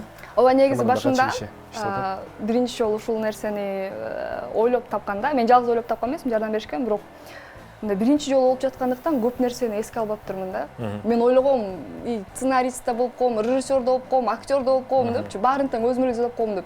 Бирок иш жүзүнө келгенде аябай көп адам талап кылынды. Актерлорду да башканы тандап алдым, себеби мен физически жетишпей калдым да. Ал жака режиссерду да башка таптым. Баш аягы биз азыркы убакта 6 кишидей эмгек кылат. Бул тарткан деле. Андан сырткары кукланы жасаган, ошол художниктер бар. Мындайча айтканда, чоң эле команда топтогонго туура келди. Азыр канча киши иштеп атат ошонун долбоордун үстүндө? 10го жакын киши. 10го жакын киши иштеп атат. Менин оюмча ал дагы жетишпейт экен. Себеби, мисалы курчакты 2 адам кармап ойнотуп атат. Биз машиналардан бери бареки колубуз менен иштеп калдык да. Ошондо машинаны тартканга, курчакты кармап турганга, светтерди койгонго мындайча айтканда көбүрөөк киши керек экен. Мен ошону билбей калыптырмын. Азыр ошол көп учурда досторума бул менин биринчи проектим, келгиле жардам берип койгула деп эле кыйнап эле алып келип атам да. Мыскал, мындан кийинкиси кандай болот эми? Бул долбоордун жүрүшүн сен дагы үйрөтсө керек сага. Мындай биринчи долбоордун өзүн ойлоп тапкан бир маселе болсо, экинчи маселе ошонун туруктуулугун сактап калууда, устойчивость деп коет. Ошол туруктуулукту кантип камсыздайм деп атасың? Себеп дегенде бул эң негизгиси бар көрөрмандарга такалат да. Көрүүчү көп болуш керекпи? Балким ошондон кийин анан билбейм, спонсорлорго барсаң, сандарды көрсөтсөң көбүрөөк колдоп кетишеби? Ушул багытта кандай ойлор менен жүрүп атасың азыр? Мен тигил жактан биринчи сунуштаганда КТРК Баластанга чыгарам деп айткам. Андан сырткары ошо YouTube'га жаңы канал ачылып, анан реклама аркылуу, мындайча айтканда, элдерге таратабыз деп сүйлөшкөнбүз. Азыркы убакта ушул эле ойдомун. Бир эле КТРК Баластанга эле эмес, андан башка дагы каналдарга алып барып көрсөмбү деп ойлоп жатам. Себеби биз башында жөн эле театралдаштырылган мындай эле бир нерсе тартып атабыз ойлогонбуз, бирок тартып баштаганда мындай өзүбүзчө биз жакшы нерсе кылып атыптырбыз, бул аябай эле балдарга пайдасы тиеши мүмкүн экен, келгиле кененирээк тараталы деген ойго келип, азыр андан башка дагы телеканалдарга сунуштаганга аракет кылам. Балким мисалы Нарын ТВ же Ош ТВ сыяктуу. Мыскал биринчиси бул эме болду да, жанагы балдардын жолдо жүрүү эрежелери болду да. Андан башка да кандай темаларды көтөрсө болчу экен? Кандай ойлор келип атат башыңа? Экинчисине ошол эгемендүүлүк күнү 90 бала жоголду деген сөз укканда, ошол аябай мен үчүн катуу таасир берди. 90 бала жоголуп кетти да. Ошо жоголуп кетсең аянтта эмне кылышың керек? Таштанды таштаба, бизде жакшы макал бар, улууну урматта, кичүүнү узатта деген. Ушул сыяктуу темаларды алып, ошолордун үстүндө иштейбиз. Эң сон. Мыскал Майрамбек кызы ушул сиздер жогоруда көргөндө ушу курчак долбоор аркылуу балдарыбызга пайдалуу маалыматты жасап жаткан экен. Биз азыр жарнамалык блокко убактыбызды бөлөлү, андан соң Мыскал менен келечек пландарыбыз тууралуу сүйлөшөбүз. Медиа жаса долбоору жана Мыскалдын чыгармачылык ойлору тууралуу. Кечтин кезекчиси Эркин Нурбаев. Биз кенедейибизден көнүп калган ошо балдарыбызга өзгөчө бир таасир берип турган курчактын жардамдары менен биз атайын ошол долбоор жасап аткан экен. Мыскал Майрамбек кызы курчак менен кандай темаларды көтөрсөк болот? Бул анимация болот, анимация жок, жөн эле актерлор ойнойт. Анимация болгондо аябай оор болмок жана көп акча кетмек. Ошол курчактарды кадрга алып келесиңер, колуңар менен ойнотосуңар, үн менен коштоп бересиңер, ошондон бир окуя. Ооба. Муну жергиликтүү каналдарга көрсөтөм деп атасың. Темаларды айттык, балдар коопсуздугу, аянтта 90 бала жоголуп кетиптир. Канткенде. Ал эң маңыздысы бирок жоголуп кетсең эмне кылышың керек деген. Ошондой бир мындай бир суроо келип атат да, ошо чыгармачылыкта идеяларды мындай жол катары эле таап кете берген болуп калабы же билбейм, атайын билбейм, контент план чийип чыгыш керекпи? Сенде кандай ушундай? Мен медиа жаратууда. Мисалы, көчөдө кетип баратып жатсам, бир апасы баласын аябай урушуп атат да. Эй, кара, бери кара. Азыр мояктан кызыл күйөт. Токтобойсуң, түшүндүңбү деп эле светофор түшүндүрүп барат да. Баласынан кайра сурап коет, түшүндүңбү деп. Ошондо мен ойлодум да, бул аябай маанилүү тема экен депчи. Башында эле ушул темаларды топтоп жүргөм. Негизи кайсыл темаларды көтөрсөм болот деп. Анан баласы бар эжелер менен да сүйлөшүп калганда алар айтып калат да, ушундай бир көйгөй болбоду, балам жоголуп кеттир, эмне кыларын билбей калыптыр. Анан элестет, ошол ой жетти деп ушундай чечимдерин айтып калышат да. Анан ошондон улам, ушул темалар демек мен үчүн аябай ыңгайлуу экен, көтөрсөм болот экен. Демек эл арасында бул тема сүйлөшүлүп эле жүрөт экен, мындайча айтканда актуалдуу экен деп, анан ошондон эле алам да, өзүм ойлоп деле таппайм. Бул байкагыштыктын байкагыш менен жашоону байкап туруш керек кана. Ооба. Эмнелер болуп атат? Ооба. Айтып берсең, мисля бул курчактарды ким өзүңөр жасайсыңарбы же курчак театрындагы колдонулбаган курчактарды алып чыгасыңарбы же атайын цех барбы? Кандай? Мен ошол жөнүндө айтып берейинби? Ойло кызыктуу болгондо.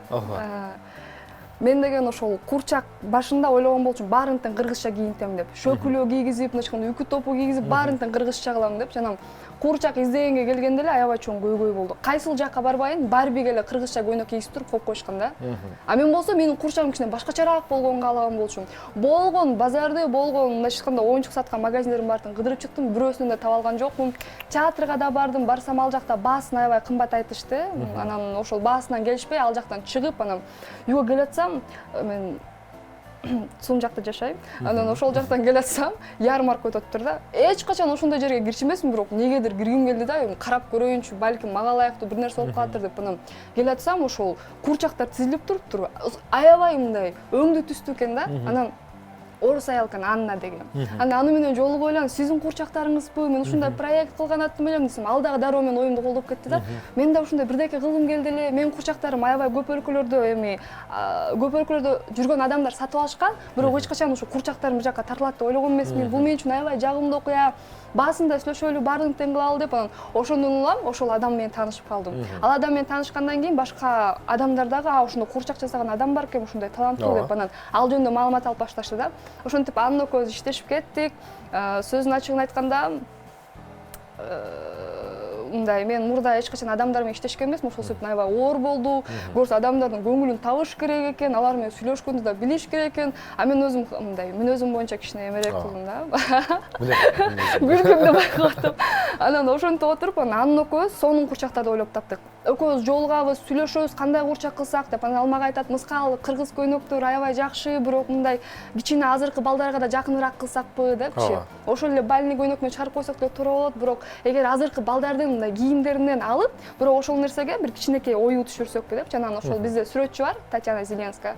Ошол айымдагы кошулуп, баарыбыз тең чогуу отуруп сүйлөшүп отуруп, анан азыркы курчактардын кийимин ойлоп таптык. Баарын тең мындайча айтканда, Анна курчактарды дагы, кийимдерин дагы, бут кийимдеринен бери баарын тең өзүнүн мойнуна алып жасап берди. Өзү жасап атат. Ооба. Эмнеден, кайсы материалдардан жасалып атат? Аларын сураган жокмун. Колго тийип атат. Ооба, баарын тең колго тигип, колго жазап, чачтарынан бери жиптен өткөзүп жасап, мындайча айтканда, бул жаңы курчак да. Буга чейин эч жака сатыкка чыккан эмес, баарын тең жаңы ойлоп таптык, ошого отуруп алып, мындай биздики болсун деп айттым да.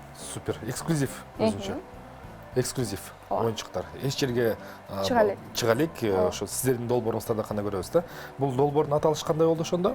Курчак. Курчак деп аталат, мыскал айтсаңыз, ошол медиа жаратууда дагы кандай ошо ачылыштар өзүңүз үчүн жасап атасыз? Себеп дегенде бизде баягы театр таанымаганда иштеген, театрга кызмат кылган балдар, кыздар абдан көп, бирок алар көбүнчөсү ушул бүгүнкү күндүн, бүгүнкү замандын жүрүшүнө көп мындай ыңгайын таппай келишет да.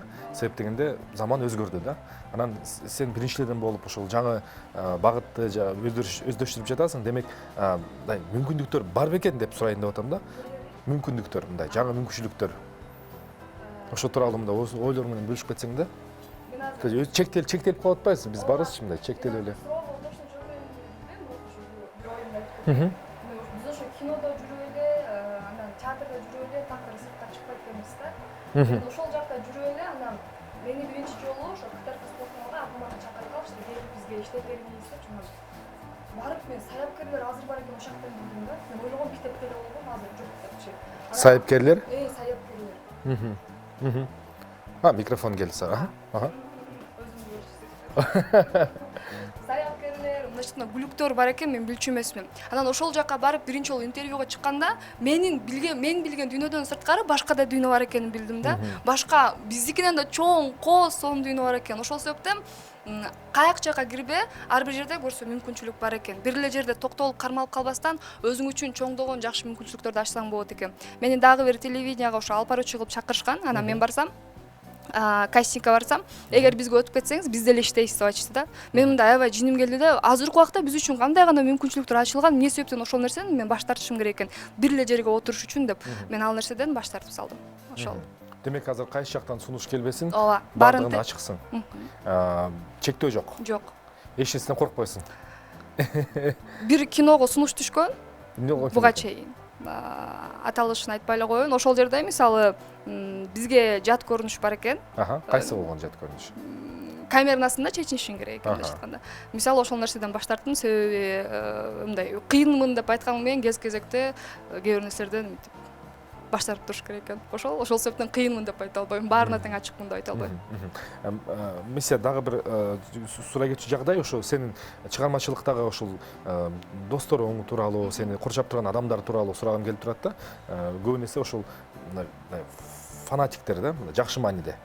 Өз ишин ушунчалык сүйгөн, ушунчалык берилип, күндүн ысык суугуна карабай, билбейм, сэндвич жеп болсо дагы ушул долбоорду кайсы бир ишти алып кеткенге аракет кылган балдар курчап атат да. Ошол балдарды сен кандай ойлойсуң? Ошо сенин катарында эмне мындай топливасы эмне дейм да, эмне берет мүмкүнчүлүк? Эмнеге ошол жакта жүрөсүңөр да? Ооба, эмнеге жүрөсүңөр дейм да, себеп дегенде баягы турмуш бар да, мисалычы, анан качан карабасам постоянно аракет үстүндөсүңөр.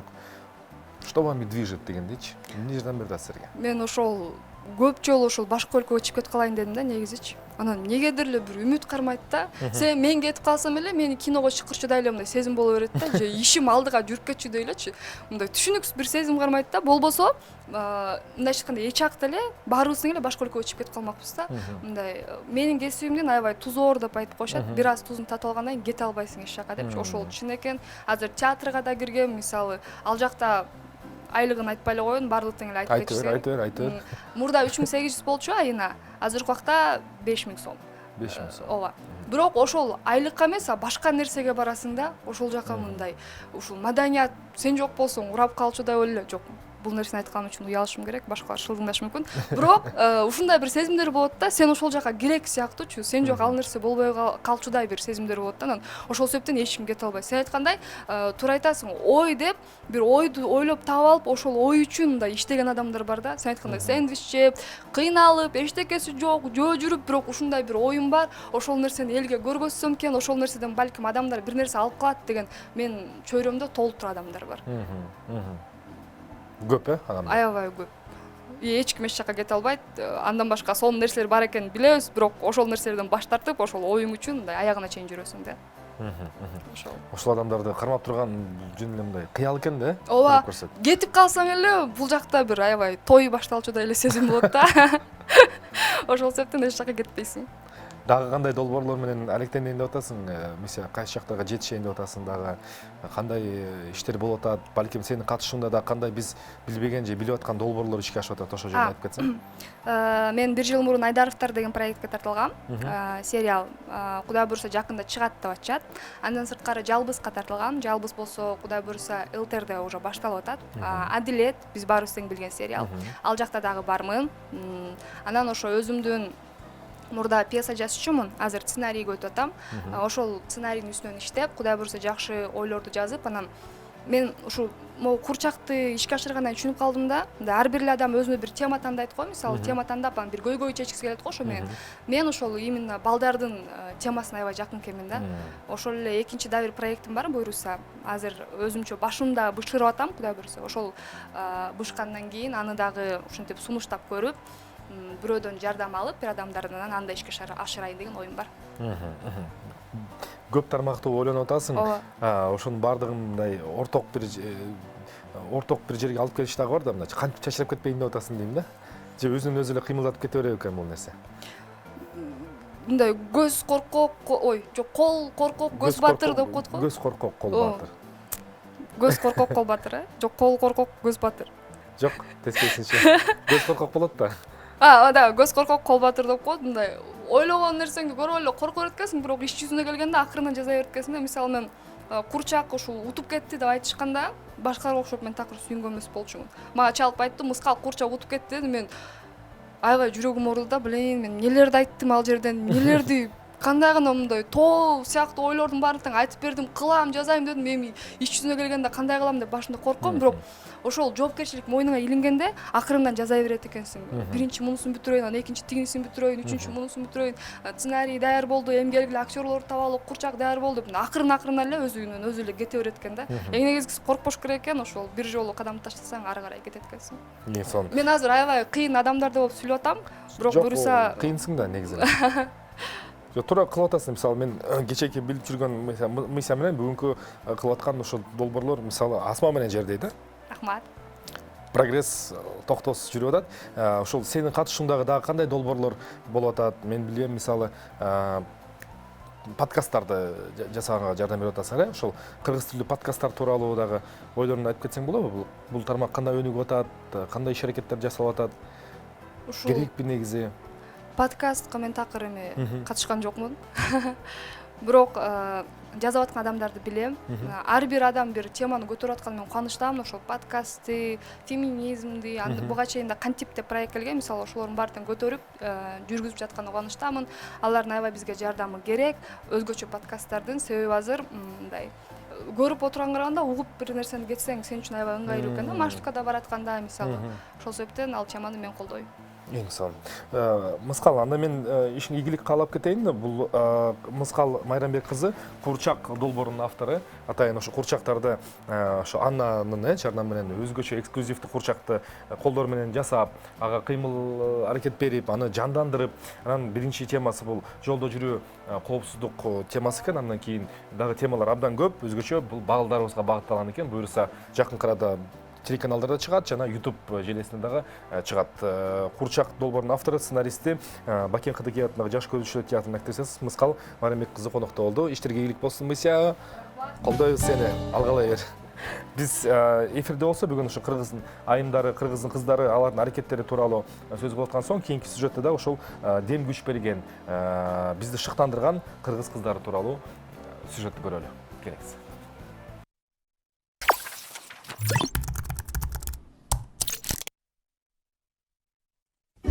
Self-made woman өздөрүн жасаган аялдар, тобокелге баруудан коркпогондор жана акыры биздин дүйнөнү өзгөрткөндөр. Даша кесиби боюнча архитектор, спорт айымы, ишкер айым. Ал тургай спортчулардын үй бүлөсүндө туулган. Жаш кезинде ал үчүн баары чечилген. Не помню, когда... Тортты качан өкүнбөй жеген эсимде жок. Бала кезимден бери ушул адат. Апам мисс фото 87. Фитнес бикини боюнча 2016 жылы алдыңкы орунду жеңип алган. Мага айтчы, кандай болгон күндө дагы бутуңду шилтей бер, же чөгөлө деп. Махи ногами.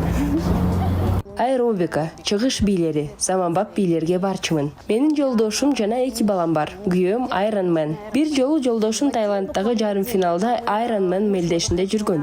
Ошол эле күнү апам бул жакта сахнага чыккан. Даша, а сенчи? Баары спорт менен алектенет. Сен жөн эле отурасың деп ойлондум. Апамды машыктырган машыктыруучуга барсам, ал мени мелдешке даярдады. Даярдандым. Сахнага чыгып 3-чү орунду алдым. Мен жеңишиме аябай таң калдым. Я вышла в Алмате первый раз, сумасшедшая женщина. Заняла там 3-е место, но для меня был такой шок, что я смогла вот мать полуголая, извиняюсь, выйти на сцену и в очень классной форме. Потом вышла здесь. Сергек жашоого идеясын толугу менен сиңиргенге чейин бир нече ийгиликтүү жана ар кандай бизнеси бар болчу. Достору аны брокколи амбассадору деп аташат. Биз жаратылыш менен жакшы мамиледе болушубуз керек. Даниэланын Second Floor аттуу өзүнүн кийим дүкөнү бар. Second Hand дүкөнү модалуу жана жагымдуу жай болушу мүмкүнбү? Сөзсүз. Менин дүкөнүм Second Floor үнөмдөөчү дүкөн деп аталат. Second Hand'ти тандаганда жашоого этикалык мамилени тандайсыз. Биринчиден, биз чындыгында көп чыгардык. Эгерде биз азыр буюмдарды өндүрүүнү токтотсок, анда бизде болжол менен 200 жылга кийимибиз бар. Нам еще есть в чем ходить 200 лет примерно. Ар бир адам эко-френдли боло алат. Биз шоппингке болгон көз карашыбызды өзгөрткөндө, бизди курчаган дүйнө дагы өзгөрөт. Гордость вот она. Во-первых, это... Биринчиден, бул абдан модалуу. 70-чи жылдардагы бул кийим абдан жакшы сакталган. Бул курга 35 жыл болду. Бирок мыкты абалда. Жолдошум экөөбүз бир ай Куала-Лумпурда болдук. Ар кайсы коңшу айылдарга жөнөдүк. Мен ал жакта винтаж дүкөнүн таптым. Жана бул Levi'стын эски жакетин таптым. Ушундай сонун нерселерди чогултканды жакшы көрөм. Мунун салмагы 15 килограмм. Бирок өзүнүн кайталангыс окуясы бар. Дүкөндө ар кандай коллекциялык кызыктуу нерселер бар. История в моем магазине весит 15 килограммов, но она офигенная. Ну, всякое разное, да.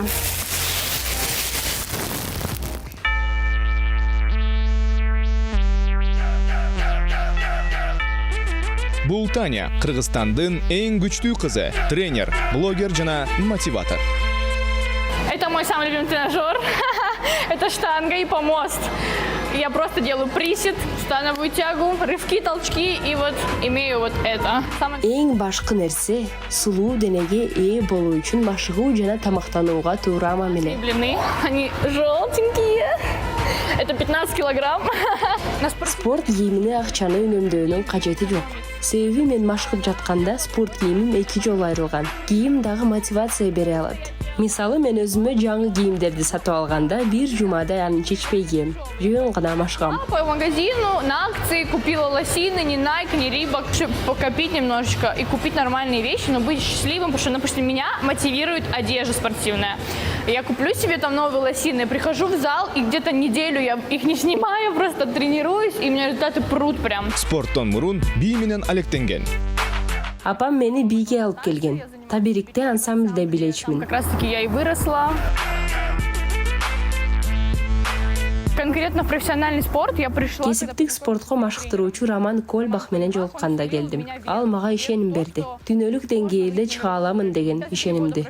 3 жыл ичинде профессионалдык спортто оор атлетика боюнча спорт чебери болдум. Оор атлетика боюнча республиканын чемпиону болдум. Также я чемпионка страны по кроссфиту. Алдыда чоң пландар бар. Олимпиада. Еще 20. Мен болгону 21 жаштамын. 28 жашка чейин мен дээрлик 2 олимпиадага жетишем. Биринчиси проба болуш керек. Ал эми экинчиси алтын болот деп ишенем. Золото, я надеюсь.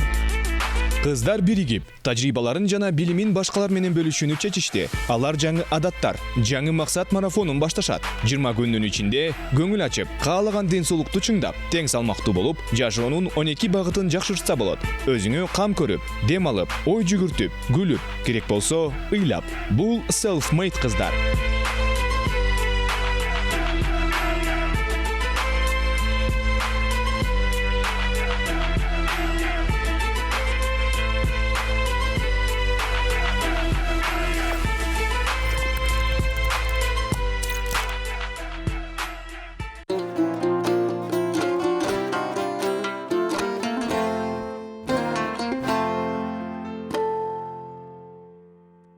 Кайрадан студияга кайтып келели, ардактуу көрөрмандар. Илимдеги кыздар долбоору ишке ашырылып жатат. Бул долбоор боюнча кененирээк бизге Айнура Чокморова айым өзүнүн менторлук тажрыйбасы менен бөлүшөм деп келди. Саламатсызбы, Айнура айым?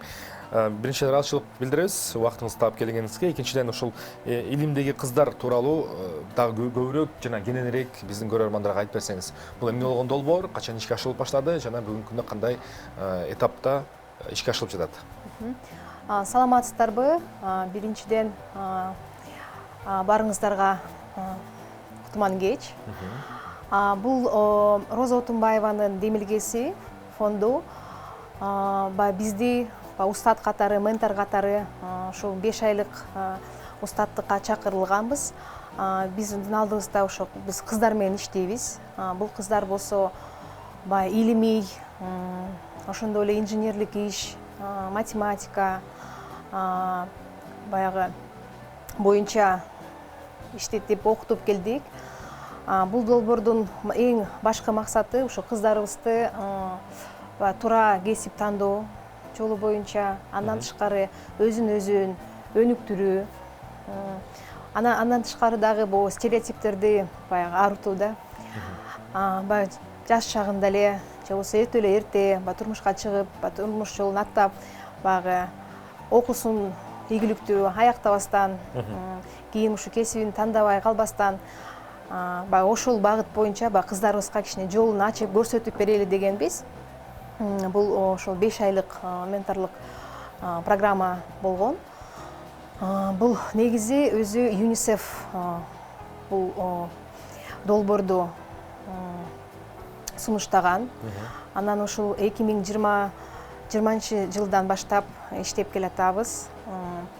Негизи бүгүнкү күнү 500 окуучу кызды окуттук. Баягы оюбузда 2022 жылдан карата бир 15 000 кызды окута алабызго деген оюбуз бар.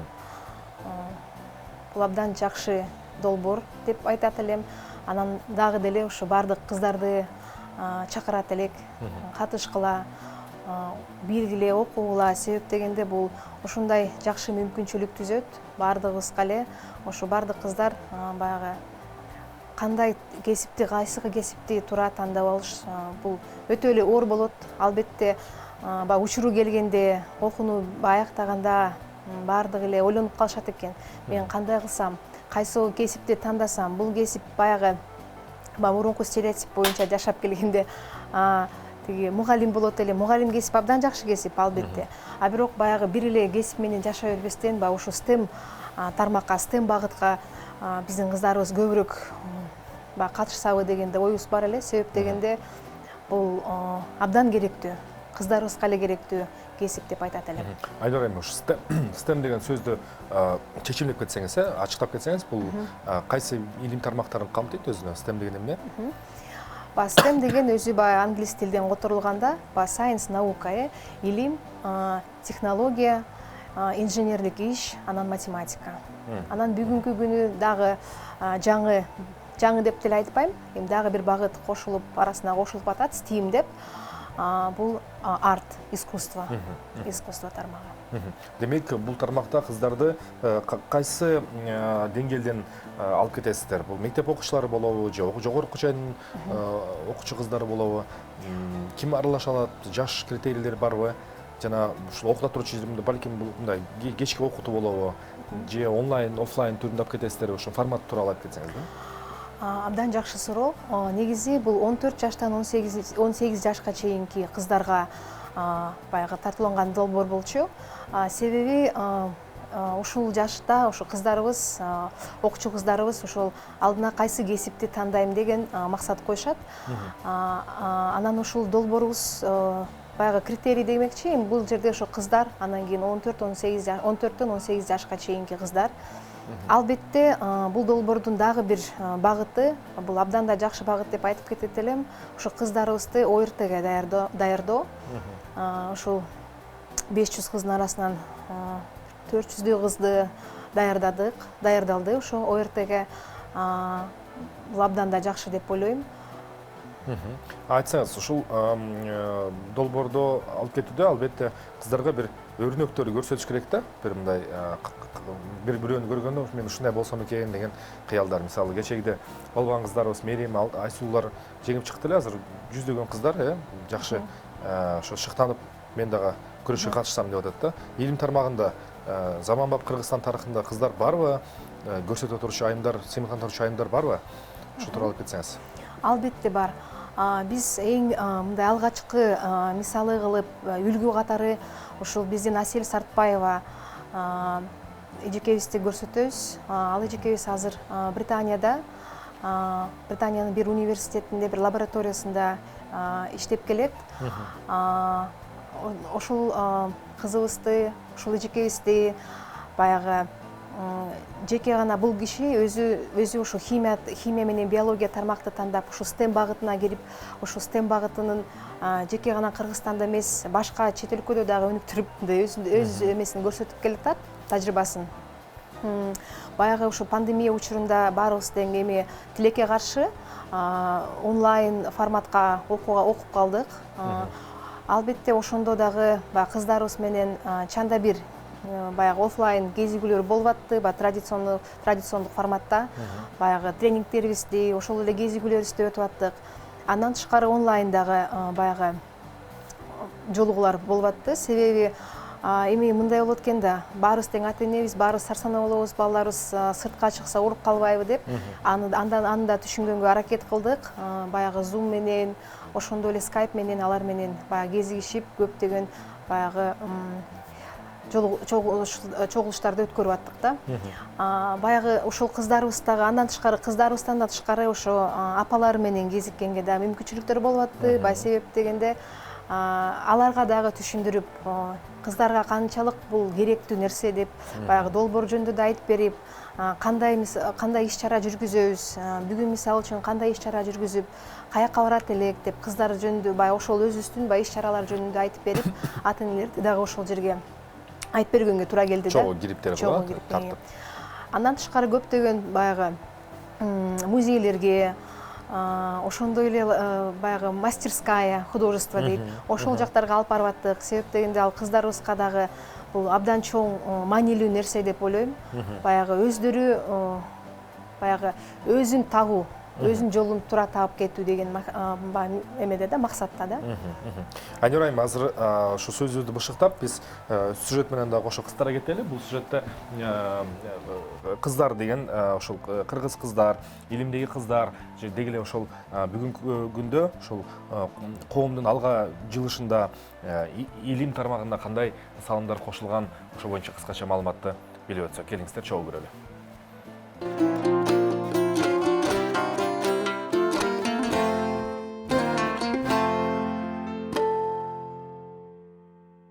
Всем привет! Сегодня мы встретились с нашим любимым ментором. Мы в проекте «Девочки науки».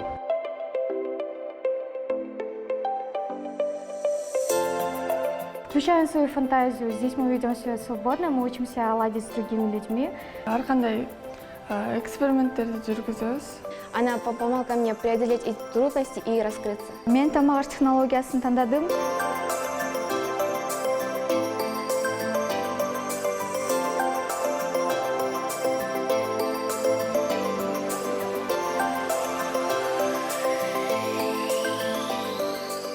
вначале на самом деле у них не было понятия, что такое STEM, и в будущем, что их ждет и так далее. Вот, и благодаря вот этой программе они как бы вовлекаются в мир STEM-технологий, и у нас есть возможность показать для них, что из себя представляет то или иное STEM-направление.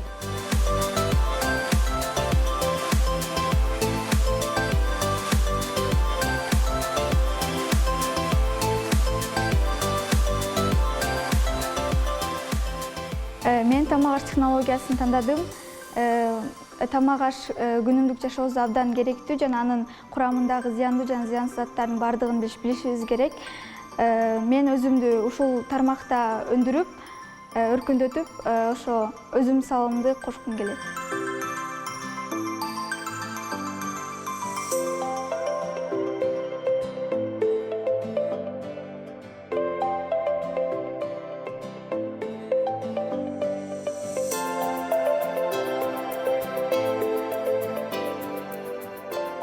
Я смогла разговаривать с Аней Павловной, и она помогла мне преодолеть эти трудности и раскрыться.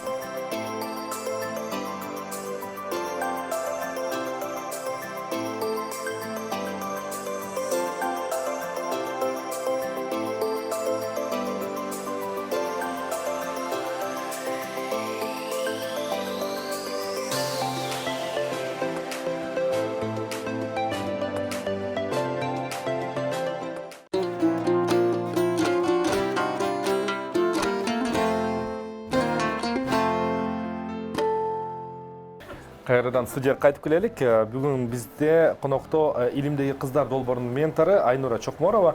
Илимдеги кыздар эмне үчүн маанилүү болуп жатат? Себеп дегенде бизде мындай карасак, кыздар толук мүмкүнчүлүктөргө ээ, чогуу мектепке барышат, балдар менен кошо окушат, кесип тандашат өздөрүнө. Эмне үчүн илим деп ушул STEM багытына акцент коюлуп атат деп ойлойсуз? Эмне үчүн бул маанилүү болуп атат? Эң туура суроо болду деп айтат элем. Себеп дегенде бул азыркы заманга жооп берчү кесиптердин бири деп айтат элем. Жана айтып кеткендей эле, кыздарыбыз баягы көнүп калыптырбыз да, кесип тандаганда эле эмнегедир программист болом. Бул жакшы, албетте жакшы.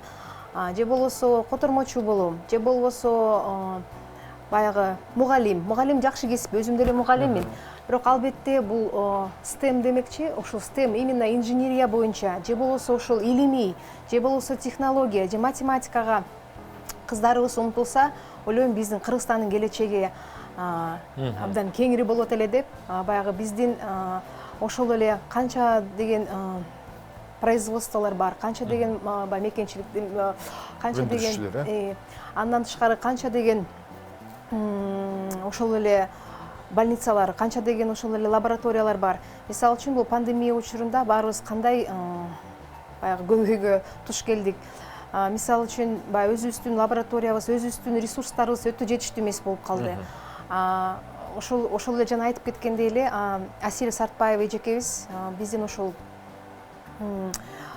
баягы вакцинаны сактоо боюнча эмени иштетип чыкканда, мисалы үчүн биздин ушул кыздарыбыз ошол STEM багытына көбүрөөк умтулуп, ошол STEMды тандап, ошол кесипке ээ болсо, ойлойт элем биздин Кыргызстандын келечеги абдан жакшы деп. Айнура айым айтсаң, ушул кыздар дедик 14 жаштан 18 жашка чейин биздин коом жалпысынан эле ошол патриархалдык коом деп эсептелет. Андагы кыз кишинин ордо көбүн эсе ушул үйдө. Бул биздин ушул маданий туруктуулугубуз ошондо жатат да. Ата-энелердин ушул кыздардын ушул долбоорго катышуусундагы колдоосу көбүрөөк болуп атабы же тескерисинче мындай жок, бул бизди кыздык эмес деген ушул эски калып менен дуушар болуп атасыздарбы? Туура айтып кетсеңиздер да, практика негизинде кандай болуп атат? Албетте, мен ойлойм бул жерде туура түшүндүрүш керек деп. Себеп дегенде ата-энеге дагы маалыматты туура жеткириш керек. Эгер ата-эне ол эмне боюнча, эмне деген долбоордун максаты кандай, эмнеге STEM багытына тартуу, баягы ошол жөнүндө көбүрөөк кеңирээк маалымат айтып берсе, ата-эне көбүрөөк ал жөнүндө биле турган болсо, ойлойм баягы көптөгөн баягы ата-энелер туура түшүнүп, жеке баягы менторлор эмес, жеке ушул долбоор гана эмес, ата-энелер коом кошулуп, баягы кыздарыбыздын ушул STEM багытына өнүгүшүнө баягы чоң салым болот эле деп айтат элем. Ушу долбоорго катышып аткан кыздар тууралуу айтып кетсеңиздер да, ошолор кандай мындай окуу убактысынан дагы өзүнчө катыш керек да турабы бул долбоорго? Убактылары жетишип атабы, үйдөлөрдөн колдоо алып келип атышабы? Баягы эми албетте ар кандай болот экен, баягы ого сабактары бул жерде баягы бирөөсү түштөн кийин окуп өткөн, бирөөсү түшкө чейин окуп өткөн. Анан кийин баарыбыз баягы орто убакытты тапканга аракет кылдык. Баягы баарыбыз тең биз деле иштейбиз. Анан кечинде кезигебиз. Баягы кечинде кезиге турган болсок, анда онлайн түрүндө кезигебиз Zoom'да. Себеп дегенде баягы офлайн кезиге албайт экенбиз. Кечинен түшүнүктүү баарыбыз ата-энелер дагы балдарын жөнөтпөйт. Биздин дагы убактыбыз тарыраак болуп калат дегендей. Анан андан тышкары баягы окуу программасынан тышкары, бул окуу программасынан тышкары ооба. Анан мисалы үчүн биз суббота күнү же болбосо ошол эле дем алыш күнү биринчиден ата-энелерден уруксат алып, кыздарыбызды ошол музейлерге алып барабыз, же болбосо ошол эле студияларга алып барабыз, ошондой эле лабораторияларга алып барабыз экскурсияга. Кээде мүмкүнчүлүк болот, каникул учурунда болгондо анда бир 5 күн кеңенирээк чогуу боло алат экенбиз. Анан ушул долбоор тууралуу дагы айтып кетет элем. Бул жерде жеке ушу STEM боюнча, STEM бул өтө эле баягы негизги багыт. ОРТге даярдообуз, жана кыздарыбызды өнүктүрүү, өзүн туура жолун табуу деген боюнча долбоорубуз, максаттарыбыз. Андан тышкары баягы ар кандай болот экен. Бул кыз киши, бул азыркы ошол 14-төн 18 жашка чейинки баягы возраст кичине мындай проблемный возраст деп айтмакчымын. Анан эми баягы кыздарыбыз бүт ичиндеги кандай баягы ичиндеги баягы проблемалары же болбосо бир эми түшүнбөстүктөр жарала берет экен. Ата-энелерине толук айта албаган деле мүмкүн баягы учурлар болот. Ошондо биз менен бөлүшөт. Баягы биз дагы бул жерде устат катары, психолог катары балдарыбызга, ошо кыздарыбызга жардам беребиз. Кичине өзүбүздүн сунушубузду айтып, өзүбүз баягы кичине туура жолду тандап, баягы өзүбүздүн колубуздан келишинче баягы маалымат берип жардам беребиз кыздарыбызга. Чоң рахмат, Айнур айым. Азыр мындай курулай сөз болбостон ошол долбоордун катышып жүргөн кыздарыбыз дагы буюрса келип калды. Ошол биз сөздү илимдеги кыздар тууралуу долбоордун алкагында кылып жатабыз. Бул долбоорго 14-төн 18 жашка чейинки өспүрүм кыздар катышып, өздөрүнүн чектебестен дүйнөгө берип жаткан бүгүнкү жаңы мүмкүнчүлүктөрдү колдонуп алууга бир площадка жакшы экен. Ошондуктан биздин жаныбызга азыр мен үмүттөнөм, ошо Айгерим Кыдырназарова деген карындашым кошулат. Азыр болсо жарнамалык блок, андан соң илимдеги кыздар темасын дагы катышуучунун көзү менен көрөбүз. Кечтин кезекчиси Эркин Нурбаев. Биз сиздерге сөз бергендей, конок мейман төрүбүздө мына Айнура Чокморова эжекебиздин жанында илимдеги кыздар долбоорунун катышуучусу Айгерим Кыдырназарова мейманда. Айгерим, кош келипсиз. Рахмат, баарыңардарга салам. Менин атым Айгерим, Кыдырназарова Айгерим. Мен 11 класстын окуучусумун. Ошол бул проектте катышканымда абдан кубанычтамын. Менин менторум Айнура Чокморовна болуп эсептелинет. Мен ошол проекттин ментиси, катышуучусумун. Кайсы тармакты аркалап, кайсы илим тармагын изилдеп жатасыз? Мен азыр ошол 11 класста окуп жатам. Келечекте мен мындай азыркы убакытта керектүү болгон программирование боюнча окугум келет. Ошол направление боюнча окууга тапшыргым келет. Демек, бул тармакты аркалаш үчүн, бул тармакты окуш үчүн азыр сиз даярдык көрүп атасыз, э? Ооба. Кайсы багыттарда даярдык болуп атат? Жана Айнура эжебиз сизге кайсы багыттан жардамдашып атат? Ушу тууралуу айтып берсеңиз. Бул проектте негизи эле мага чоң жардам болду. Өзүмдү таанууда, ошол келечегимди изилдөөдө, тандоодо ошондой эле өзүңдүн мындай жөндөмдөрүң, кандай жөндөмдөрүң бар, кандай жөндөмдөрүңдү изилдешиң керек, ошолорду үйрөндүм десем болот. Мындай кандай максаттарды коюшуң керек, аларга кантип жетишиң керек, ошолорду үйрөнө алдым. Жана ошол башка көптөгөн керектүү нерселерди үйрөнүп алдым десем болот. Айгерим, демек сиз программалоо дегенден кийин, Айнура эже, мен жаңылышпасам, бул ушу так илимдердин негизинде болушу керек да. Ушу сиз так илимдердин кайсынысына барып программалоого үйрөнүш үчүн кайсы билимди так билиш керек, кайсы жакта өзүңүздү көрүп атасыз? Негизинде так илимдер ошо кыздарга ылайыктуу, мен ошону билгим келип турат. Бизде ушундай стереотиптер бар. Ооба, негизи эле ошол жөнөт боюнча ар кандай стереотиптер бар. Жана мен аларга кошулбайм. Ушул профессиялар боюнча, ушул STEM профессиялар деп аталат. Бул ошол STEM профессиялары так ошол наукалар. Мен мындай математика боюнча кетип калам. Ошол багыт боюнча жана физика дагы кирип кетет, ошол программированияга. Ошолорду изилдеп, ошолор менен окуп жатам. Айгерим, айтсаңыз, андай болсо, сиздин жакындарыңыз бар, үй бүлөңүз бар. Үйдөгүлөрүңүз сизге кандай колдоо көрсөтүп жатышабы, же балким аларды столго отургузуп сиз түшүндүргөнгө туура келдиби, балким ментор эжекейиз менен кошо барганга туура келдиби, же тескерисинче алардан мындай болуп көрбөгөндөй бардык тараптан колдоо көрсөтүлүп жатабы?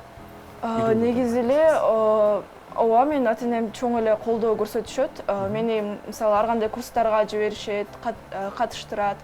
Жана ошондой эле мындай кызыгышат, мындай негизи эле менин жашоом боюнча. Кайсы эмне мага кызык, кайсы жака тапшыргым келет. Негизи башында ооба мындай келишпестиктер болгон, жана мен аларга мындай макул болбой өзүмдүн оюмду айткам, түшүндүргөм. Бирок ал уже мурда болуп, азыр биздин оюбуз так эле келишет көбүнчө. Жана бардык эле жерден мени колдошот. Эң сонун. Айгерим, куттуктайм, сиздин бул бир болсо да сиздин чоң ийгилигиңиз, себеп дегенде үйдөгү тынчтык, үйдөгүлөр келишип алса, Айнура эже, баланын кыз бала болобу, уул бала болобу, өнүгүп, баягы окуп кетишине жакшы салымдар болот да. Айнура эже, айтсаңыз, ушул Айгеримге окшогон канча окуучуңуздар бар? Ошол окуучулар ич ара кандай бир өзүнчө бир ынтымакташып калат да, кандай бир чакан үй бүлө болуп калат? Ооба, бул абдан жакшы суроо. Башында 15 баягы бул менторлук программа көптөн бери иштетип келатпайбы? Башында 15 кыздарым бар болчу. Бул 5 айлык программада 6 кызым бар. 6 кыз окуучубуз бар. Анан ойлойм, бул жерде көп аздык же көптүктө эмес, себеп дегенде биз менторлор абдан көп болдук. Бул бардык ошо бизде менторлорго ыраазычылык билдирип кетким келет. Баягы мурунку жылдары мисалы үчүн баягы 5-10 киши менторлукка умтулса, бүгүн болсо 50дөн ашыкпыз. Анан бул дагы абдан жакшы деп ойлойм. Баарыбыз чогуу ушу ком ушундай чогуу колдосок, кыздарыбыздын баягы келечеги да жакшы болот депчи. Бүгүнкү күнү ошо 6 кызым бар. 6 тең абдан тең жакшы кыздар. Ушундай баягы ошо алдыга койгон максатка чогуу жетиштик го деп ойлойм. Бул жерден ушул биринчиден ошо өз багытын тандоо, ошо STEM багыты боюнча. STEM деген бул жеке баягы айтып келатпайсызбы? Бул илимий, технология, инженерия, математика депчи. Бул баягы толук айта келсе, бул 4 баягы англисче айткандай 4C skills деп коет. Прививает 4 навыка. Анын арасында коммуникация, коллаборация. Коллаборация демекчи ушу команда менен чогуу иштөө. Андан тышкары бул критикалык ой жүгүртүү, креативдүү ой жүгүртүү. Бул абдан маанилүү деп айтат элем. Бул жерден баягы ар кандай мастер класстарды же ар кандай баягы жолугушууларды өткөрүп атканда ушул 4 багытты 4 алып кетебиз да, өнүктүрөбүз да кыздарыбыздычы. Анан ушуну ойлойм, бул да абдан жакшы деп. Андан тышкары бул ошо кызыбыздын бул лидерлик потенциалды өнүктүрүү, бул да абдан керектүү нерсе. Себеп дегенде мен ойлойт элем, эне ыйык, негизи эне ыйык. Эненин тарбиясы бул абдан күчтүү тарбия деп айтат элем. Канчалык эне билимдүү болсо, ошончолук бала билимдүү болот, коом билимдүү болот деп айтмакчымын. Андан тышкары бул Айгерим айтып кеткендей, стереотиптерди жоюу себеп дегенде баягы көнүп калыптырбыз да. Мен ушул 18-ге чыктым же 19-га чыктым, турмушка чыгыш керек, окуумду кое турайын, мен эми үй бүлө менен болушум керек. Албетте баарыбызга эле үй бүлө куруш керек. Мен деле 4 баланын энесимин. Бирок баягы мен ойлойт элем, билимди эч качан унутпаш керек депчи. Айгерим, бизге ошол жанакы илим деп атпайсызбы? Мен азыр бир кызыктуу бир жаңы жагдайын уктум да, бул бир гана ошол илимдин өзүн эмес, мисалы математика, физика же химияны өзүнө эле казып тым болбостон, аны менен кошо ошол креативдик, критикалык сынчыл, ой жүгүртүүнү, коллаборация деп атабыз, ошол тармактар кошо окуп аткан да. Эмне үчүн бул маанилүү? Себеп дегенде мындай бир көз караш менен караганда бир багытты аласың, ошону аягына чейин окуйсуң, ошондон эң мыкты адис болосуң, жетишкендикке жетишесиң.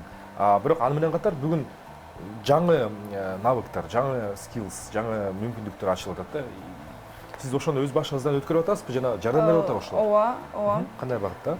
Ошол азыркы ошол жөндөмдөр, жаңы мындай креативность, ошол башкалар менен командада бирге иштөө, ошолордун баары негизи эле жашоодо керек деп ойлойм. Бул жөндөмдөр азыркы убакта абдан керектүү негизи эле. Анткени жашоодо ар кандай кишилер болот жана сен алар менен иштегенди мындай билишиң керек.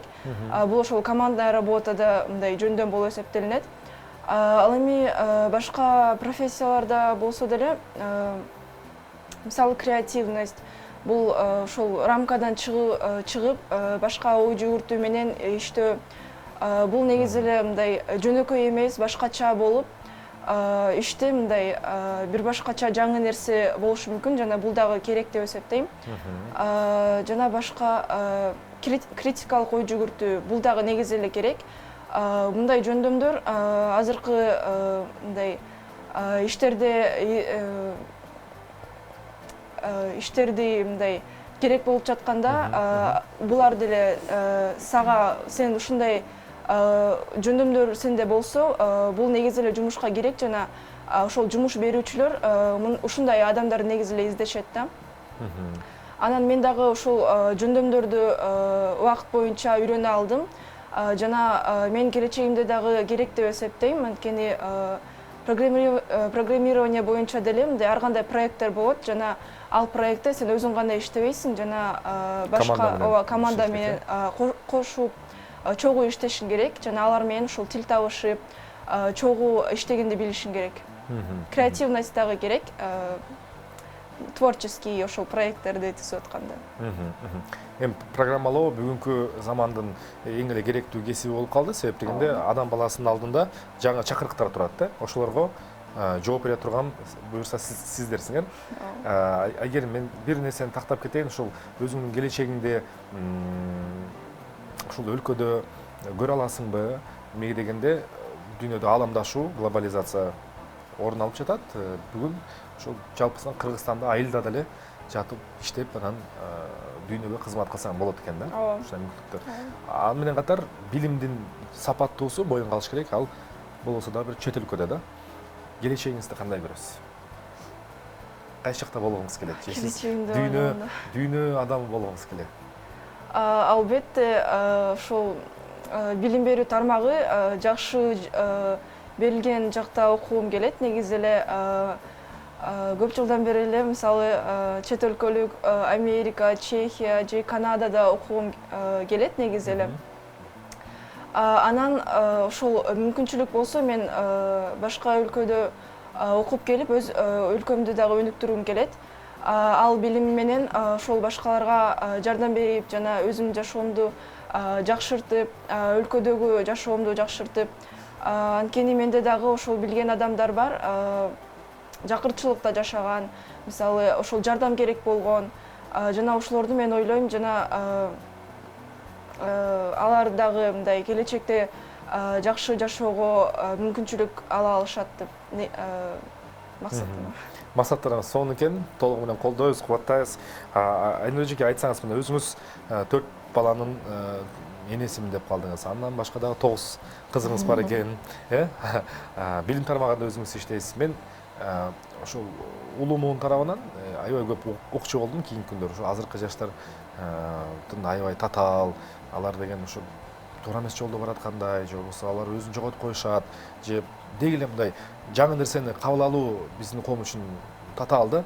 Сиз ушул өмүр бою ошо менторлук, окутуучулук, энелик милдетти бирдей алып кеткен адам катары айтсаңыз, ушу биздин жаштардан эмнени күтсөк болот? Булардын сыпаттамасын кандай бересиздер?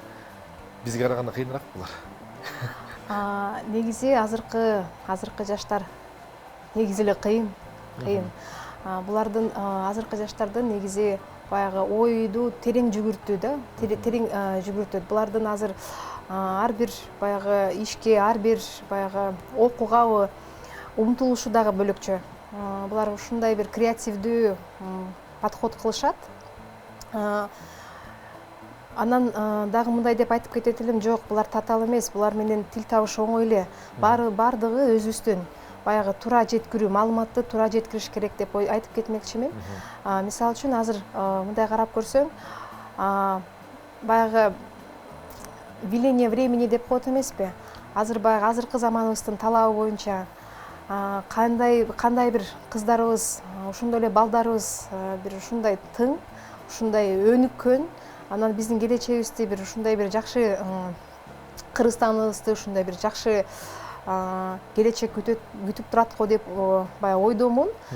Себеп дегенде ушу биздин азыркы жаштарыбыз ушундай бир жаңы заманбап бир технологияларды өнүктүрүү боюнча, ушундай бир креативдүү ой жүгүртүү боюнча, анан жана Айгерим айтып кеткендей, баягы дизайн мышление, дизайн ой жүгүртүү боюнча бир тереңирээк, кененирээк бир мындай бир ой жүгүртүү боюнча абдан өнүккөн. Мисалы үчүн азыр деле карап көрсөк, баарыбыз деле кичинекей балдарыбыз бар, же баягы 5 жаштагы, 4 жаштагы бала болобу, 2 жаштагы бала болобу, телефонду көтөрүп алып эле баягы мультфильмди көрөт, YouTube'да мультфильм көрөт дагы, анан карасаң эле 2 күндөн кийин ошол эле орусча сөйлөп калат, же болбосо ошол эле англисче же корейче сөйлөп калат. Албетте бул деле эмнеден? Бул азыркы замандын балдары.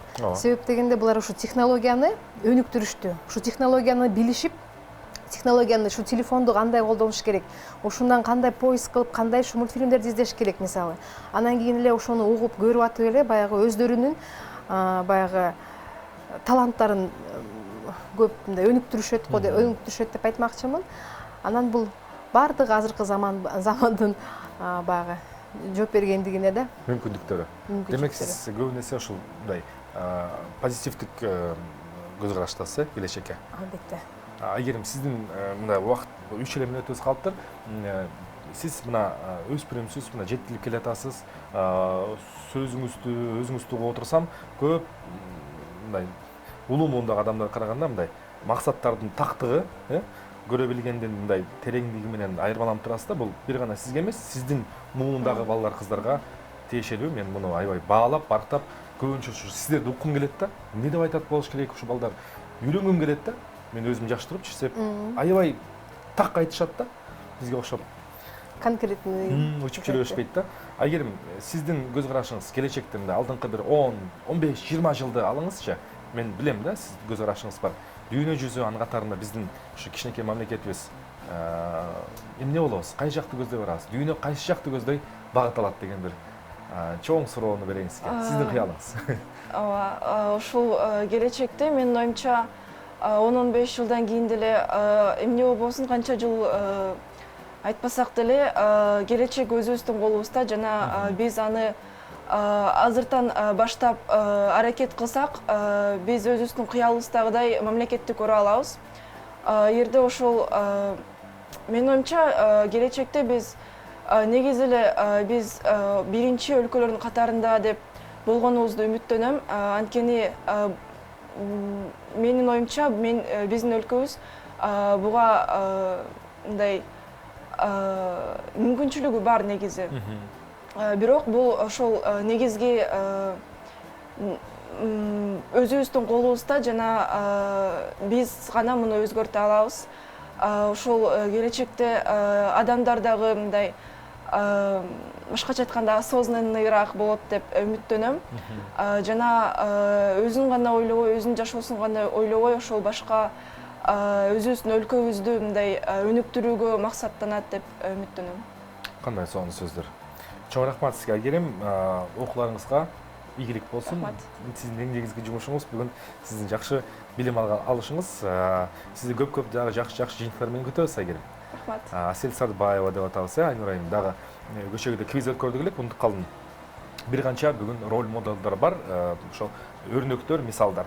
Ошолордун бирине ошо өз салын косуп жаткан менторлук милдет аткарып жаткан Айнура Чокмор эжебизге ыраазычылык билдирели. Кыздарыңызга салам айтып барыңыз. Алардан албан ийгиликтерди күтөбүз. Рахмат чоң. Илимдеги кыздар долбоорунун катышуучусу Айгерим Кыдырназарова жана ошол долбоордун ментору Айнура Чокморова айымдын катышуусу менен бүгүн биз кайрадан дагы бир жолу кандай мүмкүндүктөр бар экенин, илимдеги кыздардын бүгүнкү орду кандай экенин силерге эсирге салдык. Урматтуу ата-энелер, кимде ким бизди угуп аткан болсо, үйдө кыздарыңыздар бар, байкелердин карындаштары бар. Аларды сөзсүз эч тартынбастан эски калыпты калтырып, заманга жетишип калсын. Ушундан артта калып калбасын деген болсоңуздар, анда ушул сыяктуу керек болсо ушул долбоорго көбүрөөк катыштырып, кыздарыбыздын келечегин кененирээк кылып ачып берели. Бул биз менен сиздин түздөн-түз милдетибиз деп эсептейм. Илимдеги кыздар буюрса келечегиңер кең болсун. Биз эфирде уланталы, азыр жарнама, андан соң мен өзүм чыгып, сиздер менен бүгүнкү эфирдин жыйынтыгын чыгарып коштошмокчумун. Кечтин кезекчиси Эркин Нурбаев. Мен бүгүнкү эфирдин жүрүшүндө айттым элем, эркек менен айымдын ошол коомдогу ролу, аткарган иштери жана ошол орду түздөн-түз экономикага байланыштуу болот. Бүгүнкү күндө биз эч кимибиз тана албайбыз. Айымдар, кыздар өзүнүн арабасын өзү түртүп, керек болсо өз оокатын өздөрү жүргүзүп келгенге мүмкүндүк алып калышты. Андыктан бизге, мырзаларга жана ошол айым менен мырзанын, күйөөсү менен аялынын, ата-эне менен кыз баланын ортосундагы мамиле жаңыдан каралып чыгыш керек. Бул маселеге биз жаңыдан өзүбүздүн пикирибизди жаңыртып чыгышыбыз керек. Бул сөзсүз түрдө бул абзел боло турган нерсе. Антпесе ушул иш арадагы болгон мындай конфликттер, чыр-чатактар, түшүнмөстүктөр ырбагандан ырбай беришет. Кыздар бүгүн коомдун толук кандуу катышуучулары. Эми биз да аларга жаңы мүмкүндүктөрдү, жаңы укуктарды бергенге дагы белсенишибиз керек. Бул биздин мойнубузга артылган милдет деп эсептейбиз. Кыргыздын айымдары бүгүн спорт жаатында, илим жаатында, маданият, социалдык, саясат тармагында дагы чоң ийгиликтер көрсөтүп келе жатат. Мени бул чексиз сүйүндүрөт жана мен тараптан дагы чексиз бир колдоого алынат. Сиздерди ошуга чакырам. Жаңы заман келди, акыл эсибизди, аң сезимибизди жаңыртканга убакыт келип жетти десеттей. Кеч кезегибиз ушу менен жыйынтыктайлы. Кечтин кезекчиси мен Эркин Нурбаев болдум. Сак саламатта туруңуздар. Эртең көрүшөбүз. Бар болуңуздар.